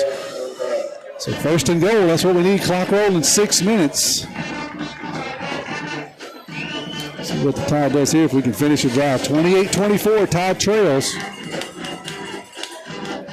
Trying to seek their 3rd and hopefully final lead of the game. Got to be a handoff to Agana up the middle, and he gets across the goal line for a Maroon Tide touchdown. The Quickie was the win the last 2. 30-28. Edgar Cruz will come on for the PAT. Jake, that's what we said we needed. We got it. Yeah, a lot of time, though. I was going to say, if I was going to be picky about it, you leave 5+ minutes. Gulfport's got all 3 timeouts. We've been struggling to stop them. So that's my only fear here. It's obviously a great job of capping that drive off with a touchdown to take the lead here. But Tanner Rayburn's going to take the snap. Edgar Cruz puts it up and in. 31-28 is the score. Tide leads by 3. We'll be back for the Marcia Picayune drive summary in 30 seconds. High school football season is back and the excitement is real. But with the thrill of the game come those unexpected aches and pains. Moore Chiropractic Clinic has got your back. Trusted by athletes and families alike, we ensure you're in top form to cheer for your favorite teams. So don't let pain sideline you this season, whether it's a slip in the stands or a tackle on the field. Moore Chiropractic is here for all your spinal care needs. So get back in the game with Moore Chiropractic Clinic. Your team's winning touchdown starts with a healthy spine. Call us today or visit us at our clinic, Moore Chiropractic Clinic, where wellness meets winning spirit. The Marcia Picayune drive summary gets sweeter. Give this to us, Jake. Yeah, it was a 6-minute drive. It covered 78 yards, and the cherry on top was the Kylan Agana 2-yard touchdown run to put the Tide. 7 seconds left in this ball game. Head down to Donna for a Picayune Eye Clinic sideline report. Don, what you think about the emotion down there? Tide riding it right now. I think the defense can hold them tight.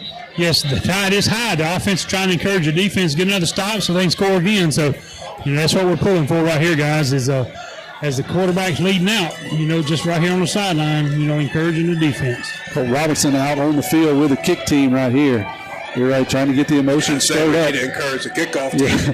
Do not kick it to 5. If you do anything, do not kick it to 5. Let's try somebody else. He can run. And we know 4 is their big wide receiver out there. He's the other deep guy. I think both of them are weapons. I'll try one of the middle guys. Let's see what he can do. Cruz is going to tee it up at the 40 here.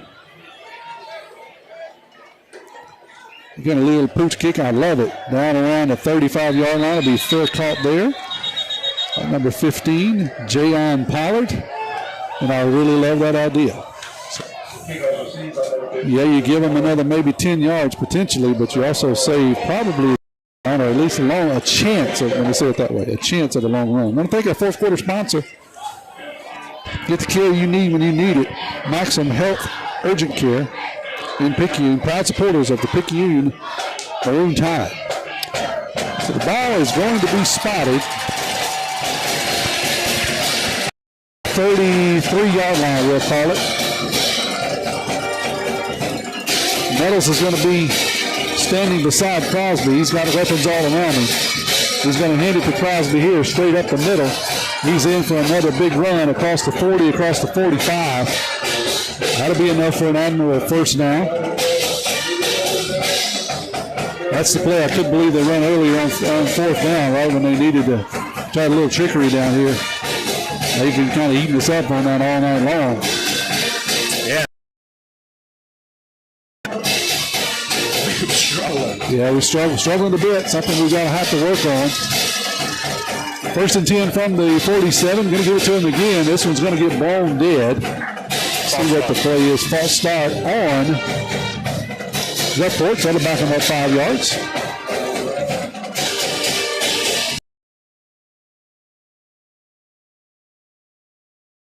I'm sorry, to encourage Picayune and to try to rattle Gulfport is what I was going to say.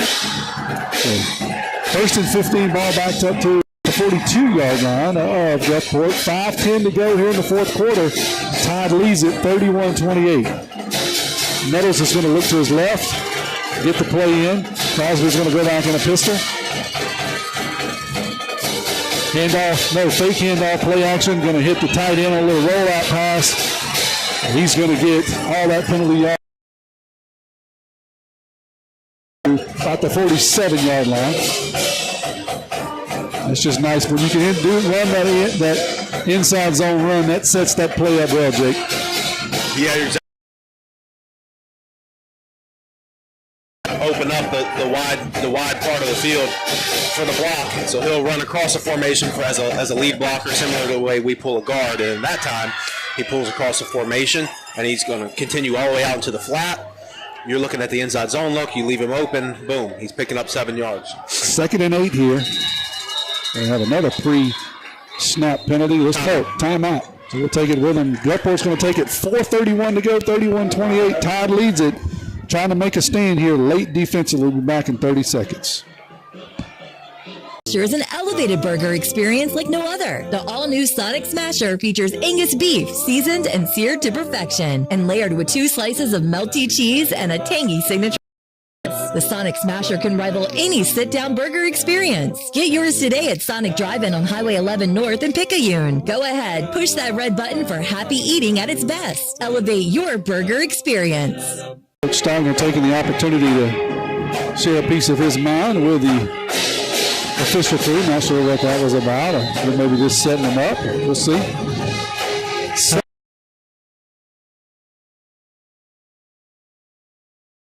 Talk to the side judge on the other side. Got it. Got a bunch formation to the left. 2nd and about 8 from the 47. Gulfport's 47.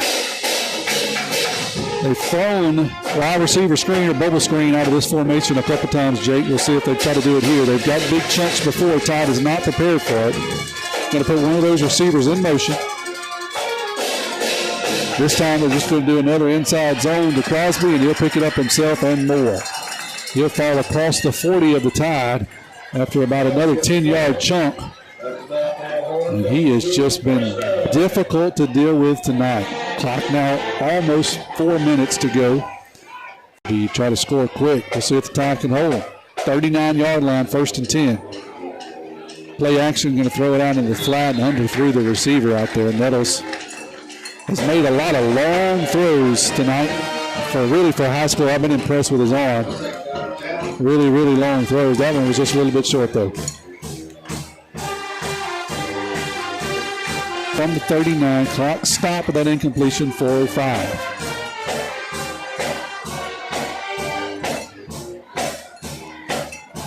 Nettles is going to take the snap, hand it to Crosby, and this time he's into the game. Mitchell Smith comes into the game. He plays a little bit of both ways, mostly an offensive tackle, but he comes in to try to support the team here defensively. Up the middle, let me take a swing at him.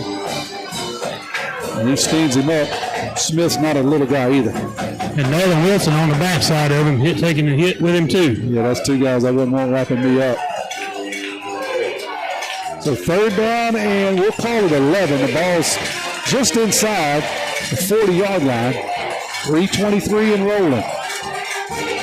Roll to his right. Nettles wants to throw out into the flat and bounces this one to the receiver. Did they call that complete? They did. Wow. I thought it bounced to the receiver. Let me see if I'm enough to get it, or did I miss it? Let's see how good I am. I got it. It's hard to see, but Donald, it sure looked like the ball skipped, but the referee was right there. The official, I should say. The official was right there. That's going to bring that 4th down and still a long 6. Gulfport is going to take a timeout and talk about it.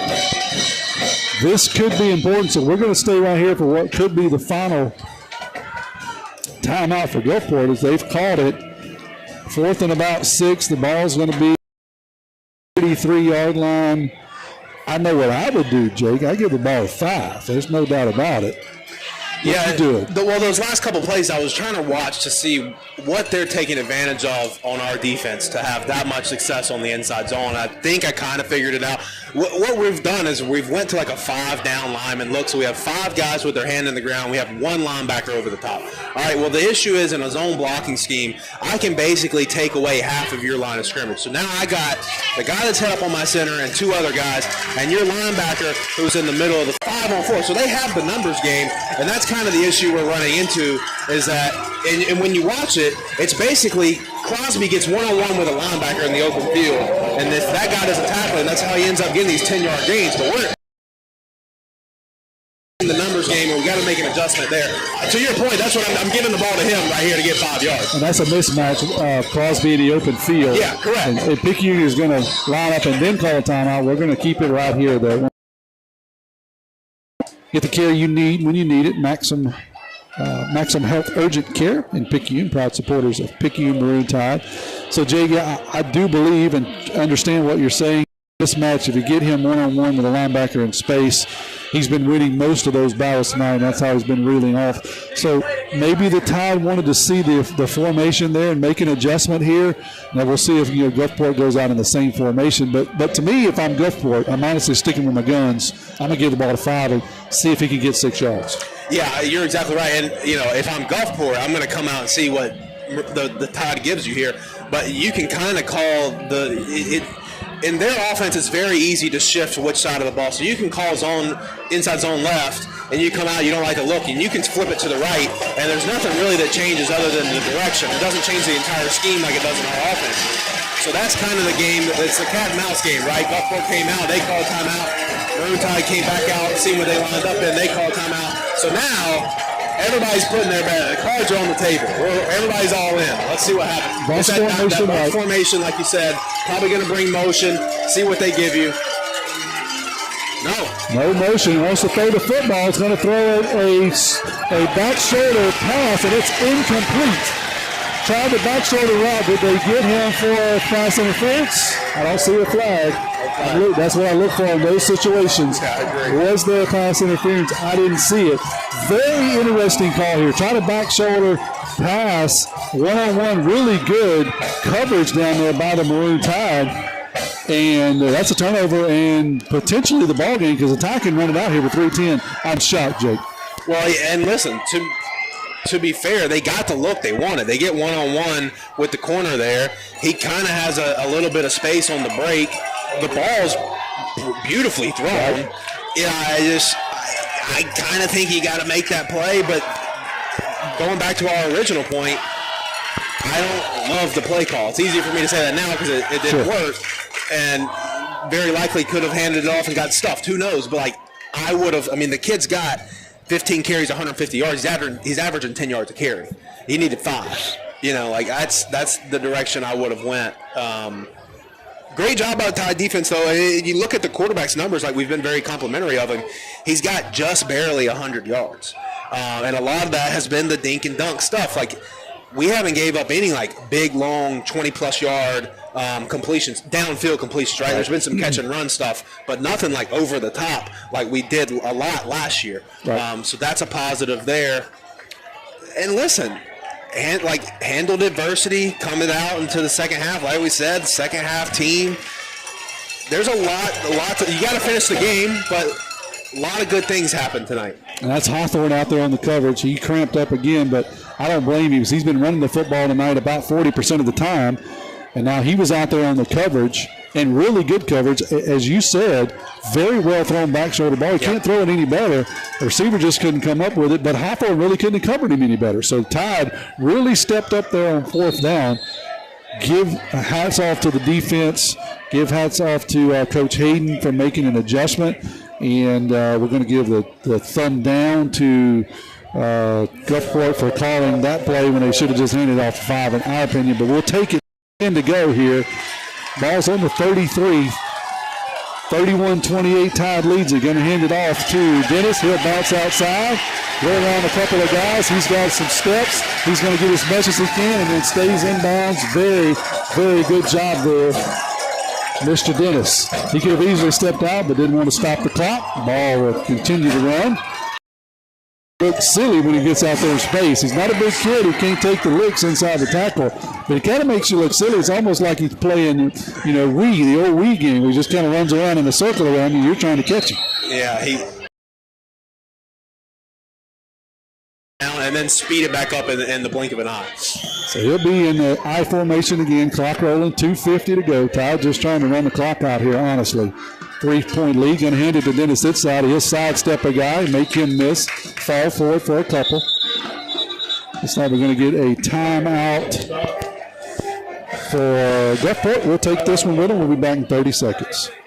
Services to our surgery department, which includes urology, general surgery, and advanced laparoscopic surgery, as well as ophthalmology services. Highland Community Hospital is here when you need us most. For more information, please contact 601-358-9400. Nobody protects you from or you can't see out of your windshield. And if you have the wrong car insurance, you might have to make it rain to fix your bumper. So switch to Allstate, save money, and be better protected from mayhem, like me. Jason Page. This is Barry based on how you buy. Allstate Bar and Casualty Insurance Company and affiliates of Buckle, Illinois. 2nd and 9 from the 42. Robinson under center. Going to hand it off to Burnett, and the center went before I think everybody else, because nobody else. So that was, we'll call it a busted play. Oof. That could have been awful. Center went on 2. Everybody else was ready on 3, I think. But the good news is we kept the football and the clock's rolling. So we would like to get a first down here because one more first down should seal it for the Tide. 2:13 to go. Burnham Dennis still in the backfield.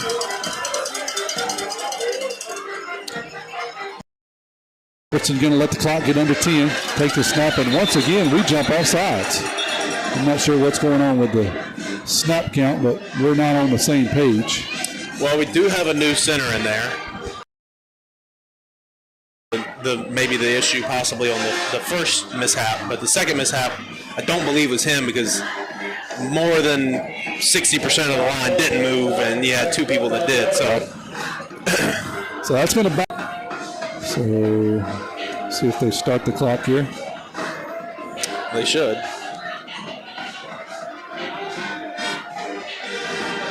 So I guess because of the penalty they're going to wind it. I'm not sure what Coach Steiner's asking for it.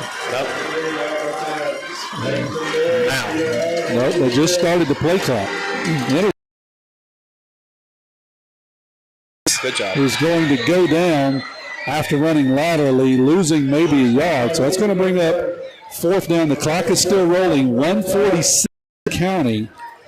They should have one timeout, huh? So we'll see what, I'm sure that Todd's going to take it down as far as they can and call that timeout. I'm at Gulfport. I thought Gulfport had one. We'll see. No, they've used all 3. They've used all there. So 1:31 and 15-16. Sure the Tide's going to let it go down to 1. And we'll see if they decide to kick it or if they decide to want to play here. To kick it. Yeah. See, I always want to leave the options open. The ball's on the 49 or 51, I guess how you look at it. 49 of Picayune. They've got to get is where the clock is stopped. Interesting. A little bit of strategy going on here. Steiner talking to the crew along with Coach Hayden. So we'll see what they're going to do. You know, if Cruz could kick it to the end zone on a field goal, you know, that would have just. When Gulfport missed theirs, they brought it out to the 20. Does it have to get to the 20? I didn't know that was a rule. I thought if you just missed the field goal, period. Right, that's not, but it's got to get to the end. This is where they missed from. Okay, we'll see. Yeah, because that would certainly be a free kick if you can. That's not where they marked the ball a while ago when Gulfport missed. Well, we'll see. So Nolan Wilson is in. His last punt attempt did not go well. See what happens here. 4th down. This one almost got blocked. And is going to hit and bounce forward. And we did up to the 20, to the 32. 1:04 to go here in the 4th quarter. It turned into a nail biter. Todd had the opportunity with about 4 minutes to try to run it out. So once again, they're going to ask the defense here to turn Gulfport away on a 4th down before. Well, and you know, more importantly, you kind of take Cooper Crosby out of this game. 32-yard line, 1:04 to go. Nettles is going to throw a little swing right out to Crosby. He's going to run out of bounds after about a 7-8-yard pickup. Which is fine. You give him do that all day. Yeah, 56. They give him about 4 there. 2nd, 6. All right, so they've rolled into a 2-deep look. It's basically don't get beat deep. You got man across the front, 2 deep safeties. And throw a little route out there to the right. And good defensive play there by Fortenberry. They wanted to get the ball out to number 15. They probably could have done more, 52 seconds. Well, I'm starting to question how much trust they have in Nettles' arm and or the offensive line, because everything they're throwing has got to be within 10 yards. They're just not willing to throw the ball. Some long throws, right? But nothing down the field. You're right. Not a whole lot of throws down the field. This time he wants to throw a screen pass to Crosby. He's got a lot of running room. He's across the 50. Good job. An open field tackle on Crosby, which is not easy. Clock rolling 45 seconds. Nettles going to drop by. Got 3 wide receivers out to the left. Throws it out there. They're wide open. 2 guys watched him catch the football. I don't believe that. 2 inside defenders just turned around and watched him catch the football. Wide open. Huge chunk play there by Nettles. They're going to stop the clock here. I mean, Nolan's down. Wilson is down back at the 45-yard line. The ball is going to be placed down around the 17-yard line with 36 seconds to go. That's an eternity with the way these guys can score. I'm sure. Well, and presumably you're in field goal range here, right? I mean, right.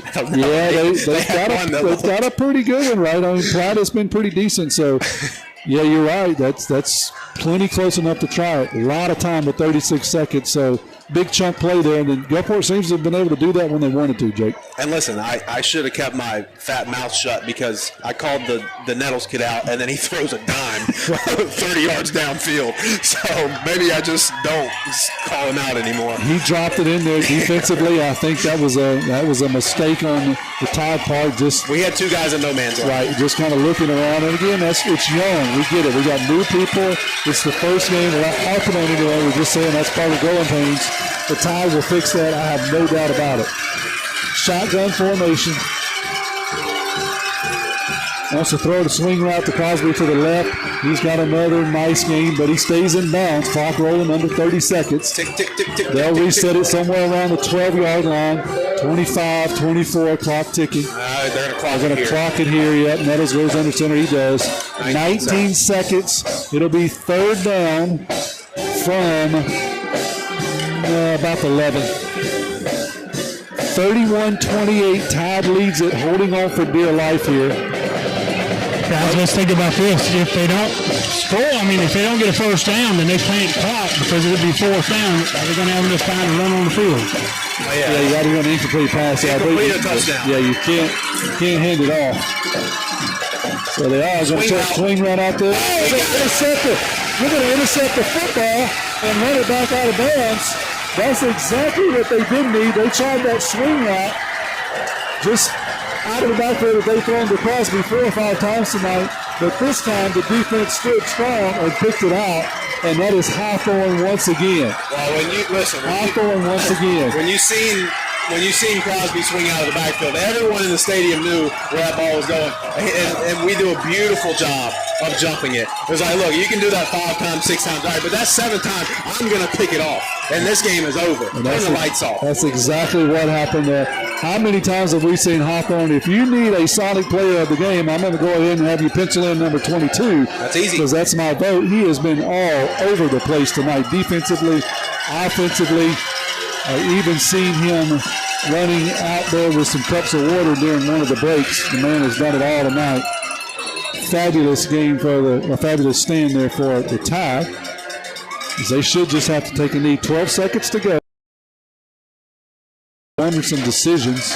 I don't question that really play calling decision. That was a good play call. Just great defensive play there by Hawthorne. Goes up, snags the football out of the air here from Milner Stadium. I would love to talk to Hawthorne, Donald, if you can get him. I would love to talk to Coach Seth Hayden and Hawthorne. We'll make it relatively quick. So we'll get Cody, and then we'll get Seth and 22 Hawthorne if he is available. We won't talk to a lot of kids tonight. I know they're tired. We'll take a break. Come back here in 30 seconds. We'll give you some stats, and we'll talk to a few Maroon Tide players. You've listened to a Maroon Tide victory here on WRJW and PMHS Sports. For more than 60 years, the Fortenberry Meat Market has been known for the best selection of quality steaks, fresh-cut meats, and country smoked sausage. Fortenberry's will be accepting deer meat for processing this season between the hours of 6 a.m. and 4 p.m. Monday through Friday.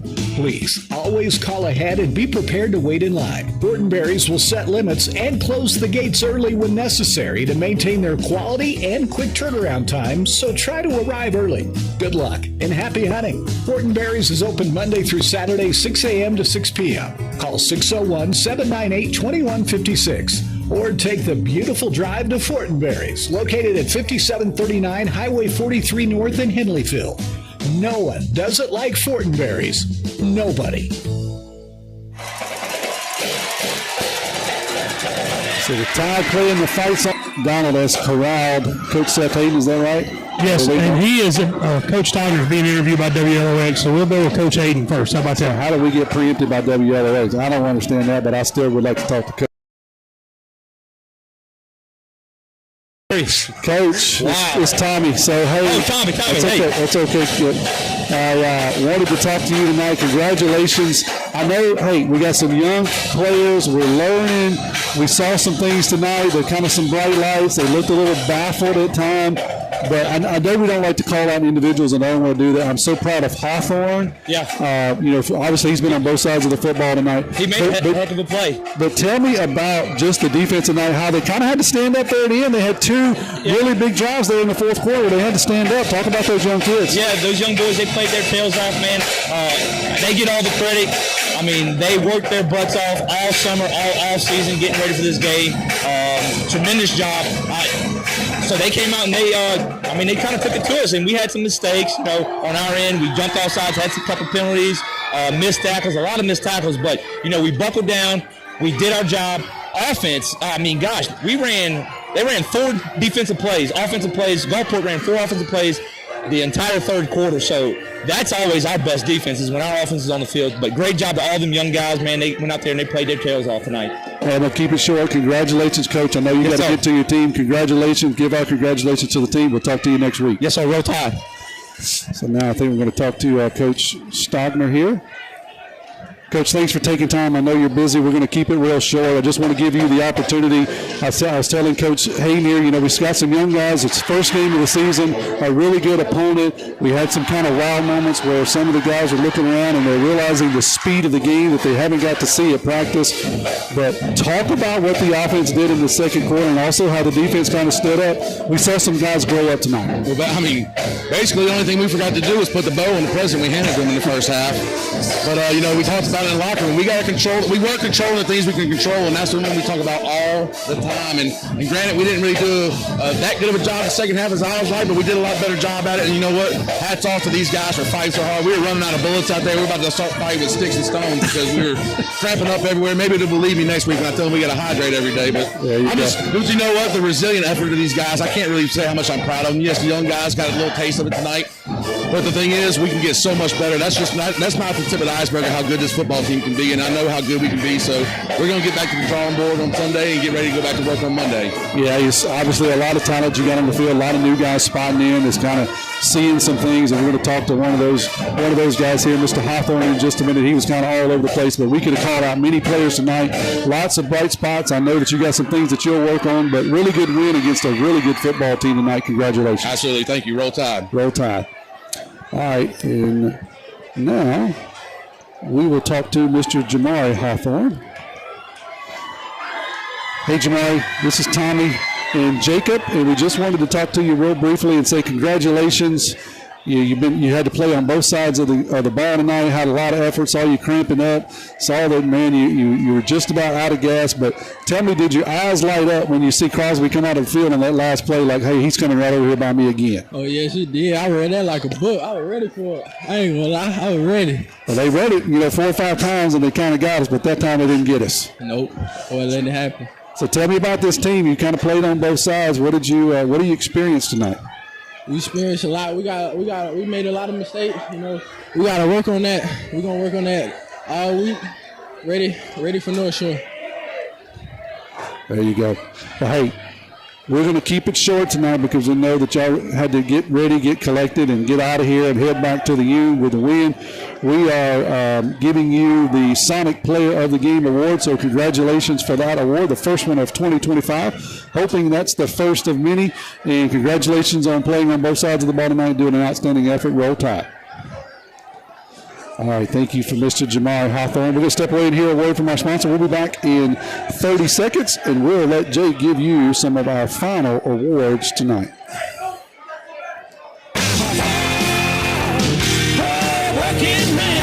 When it comes to metal building supply won't be undersold. With over 30 years experience, their team of professionals can assist you in all your metal supply needs. From residential to commercial, roofing, siding, and buildings, metal remains one of the most durable choices in residential roofing. Whether you like the standing seam look of no-show fasteners or a more traditional look where the fasteners show, Metal Building Supply has got you covered. Located at 3521 Highway 43 North in Picayune, give them a call at 769-242-2630. Metal Building Supply, handling all of your metal supply needs. Hard-working man. So Jake kind of come down off a little bit of a high there, right? He had a little bit of adrenaline there at the end as we watched Jamari do what he did along with the rest of the Tide. And give us your closing thoughts here, and also I want to call out the awards. Closing thoughts, man, we talked about it, we hinted at it, we flashed back to last year about how this was a second half team, and it's like you don't want to keep having to live by that mantra of like, oh, we'll get them in the second half. But man, the resilience that this team shows, and I shouldn't be surprised because it's just like that's just the way Picayune plays football. Like we're like cockroaches, man. You just can't kill us. Like we're not going to go away. And it just keeps showing and showing. Like I'm impressed by it every time. But to come out the way we did in the second half, backs against the wall, talented Gulfport team, and to have the performance that we did. And listen, to Cody's point, it wasn't perfect. And we talked about that too. In the first half, we gave them every chance that they had, and when they gave us a chance, we didn't take advantage of it. So the sky is the limit for this team, just based off what I saw tonight. But ultimately, if you're gonna have an ugly win, man, that's an impressive way to win ugly. On to the awards, though. Defender of the game for me. Scott Hillary, defender of the game. Scott Hillary, law firm player of the game is Adarius Fortenberry. I mean, you had plenty of choices there. I was interested to see who you picked. Well, there was a fourth down play in particular that keeps sticking out to me where they run double motion, so they bring a wide receiver around the back, and then they flank Cooper Crosby out in the open, and Adarius Fortenberry doesn't get confused by all the mix-up in the backfield. He sticks to his guy, takes away the outlet. It ends up resulting in a turnover on downs. It was a great play, and it kept sticking in my mind, and so that's why he's defender of the game. The picture-perfect, Deanna Hunt photography picture-perfect play of the game is the touchdown pass right down here from Colt Robertson to Mr. Fortenberry. The little 10-yard route where we run the kind of the boot action to the left, it's a flood action to the left. Fortenberry sneaks out. No one's there. Listen, it's a play you got to make 10 times out of 10, but just a beautiful play. It shifted the momentum, give us the lead, the whole thing. Fortenberry's, he smoked him, play of the game. Nolan Wilson, and I could name like 4 of them where you just see like this guy, this 250-pound blur come in and lay somebody out. But there was one on a kickoff, there was one on a punt. I mean, it was all over the place. He's an impressive athlete, and it's only his 3rd year playing. WRJW, Brian Edwards, lineman of the game, offensive line only, in bold letters there. But Javon Bolden, easy decision for me. I mean, he's pulling around. He's playing defense, mind you, but he's pulling on all these powers. I watched him do a skip pull, super athletic. He looks like a big dancing bear out there. Great job, great game for him tonight. And then lastly, we've already hinted at it. We've already spoiled it, but the Sonic Drive-In of Picayune player of the game has to go to Jamari Hawthorne, and not only because he has the big interception here to seal the deal. I mean, there was multiple plays on defense he had, but he also had 50 yards in the backfield, spelling our guy, Xavier Dennis. I mean, Xavier Dennis probably should have been mentioned in there somewhere. He had 178-ish yards tonight, 21 carries, like gut performance. But that's the awards for tonight. Xavier Dennis, you're going to have plenty of opportunities if you keep toting the ball 21 times for 175 yards. I think you summed it up. Donald, I'll come down to you for your closing thoughts. But Jake, I agree with you that, hey, it wasn't beautiful, but I love your cockroach analogy. It's just like we don't go away. And it's sometimes it's a little easy to beat us for a quarter, but it's hard to beat us for 4. You really got to pack a lunch, Donald, if you're going to come and whip us for 4 quarters, and the tide kind of rose there at the end when needed. We definitely showed some cramps tonight. The mugginess, I think, right now down here on the field, the wind blows quite a bit, but all during the game it seemed like there was just a lot of mugginess, and it takes a toll on all these guys playing 2 ways. Jacob mentioned that during the game, and that's traditional Picayune football. And we even see Nolan Wilson sometimes lining up on offense a couple times, and then we seen Mitchell Smith going on the defensive side. So a lot of them are playing 2 ways, and that just pays a toll. But we talked about it. Your biggest improvements, your first game, your second game, and Gulfport, this is their second game, and so they should have been a little better than what we were, and we seen the difference there in the first half. So, guys, I appreciate all that you do tonight. Thank you to Kevin Weiss running the video for us tonight. Thank you to First Baptist Church of Picayune, Dr. Tony Lambert, for sponsoring tonight's game, the video feed. And for all of us, I am Tommy Upton. The final score for the final time, 31-28. Todd Lee wins this one in a nail biter. We will travel to Slidell, Louisiana next week. Take on North Shore, same time, 6:30. I know we had a couple of issues with the stream early. Appreciate you guys hanging with us. Appreciate your patience.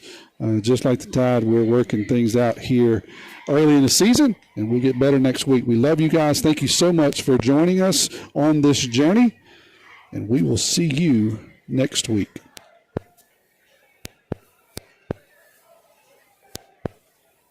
It's here, live on WRJW and online at WRJWradio.com.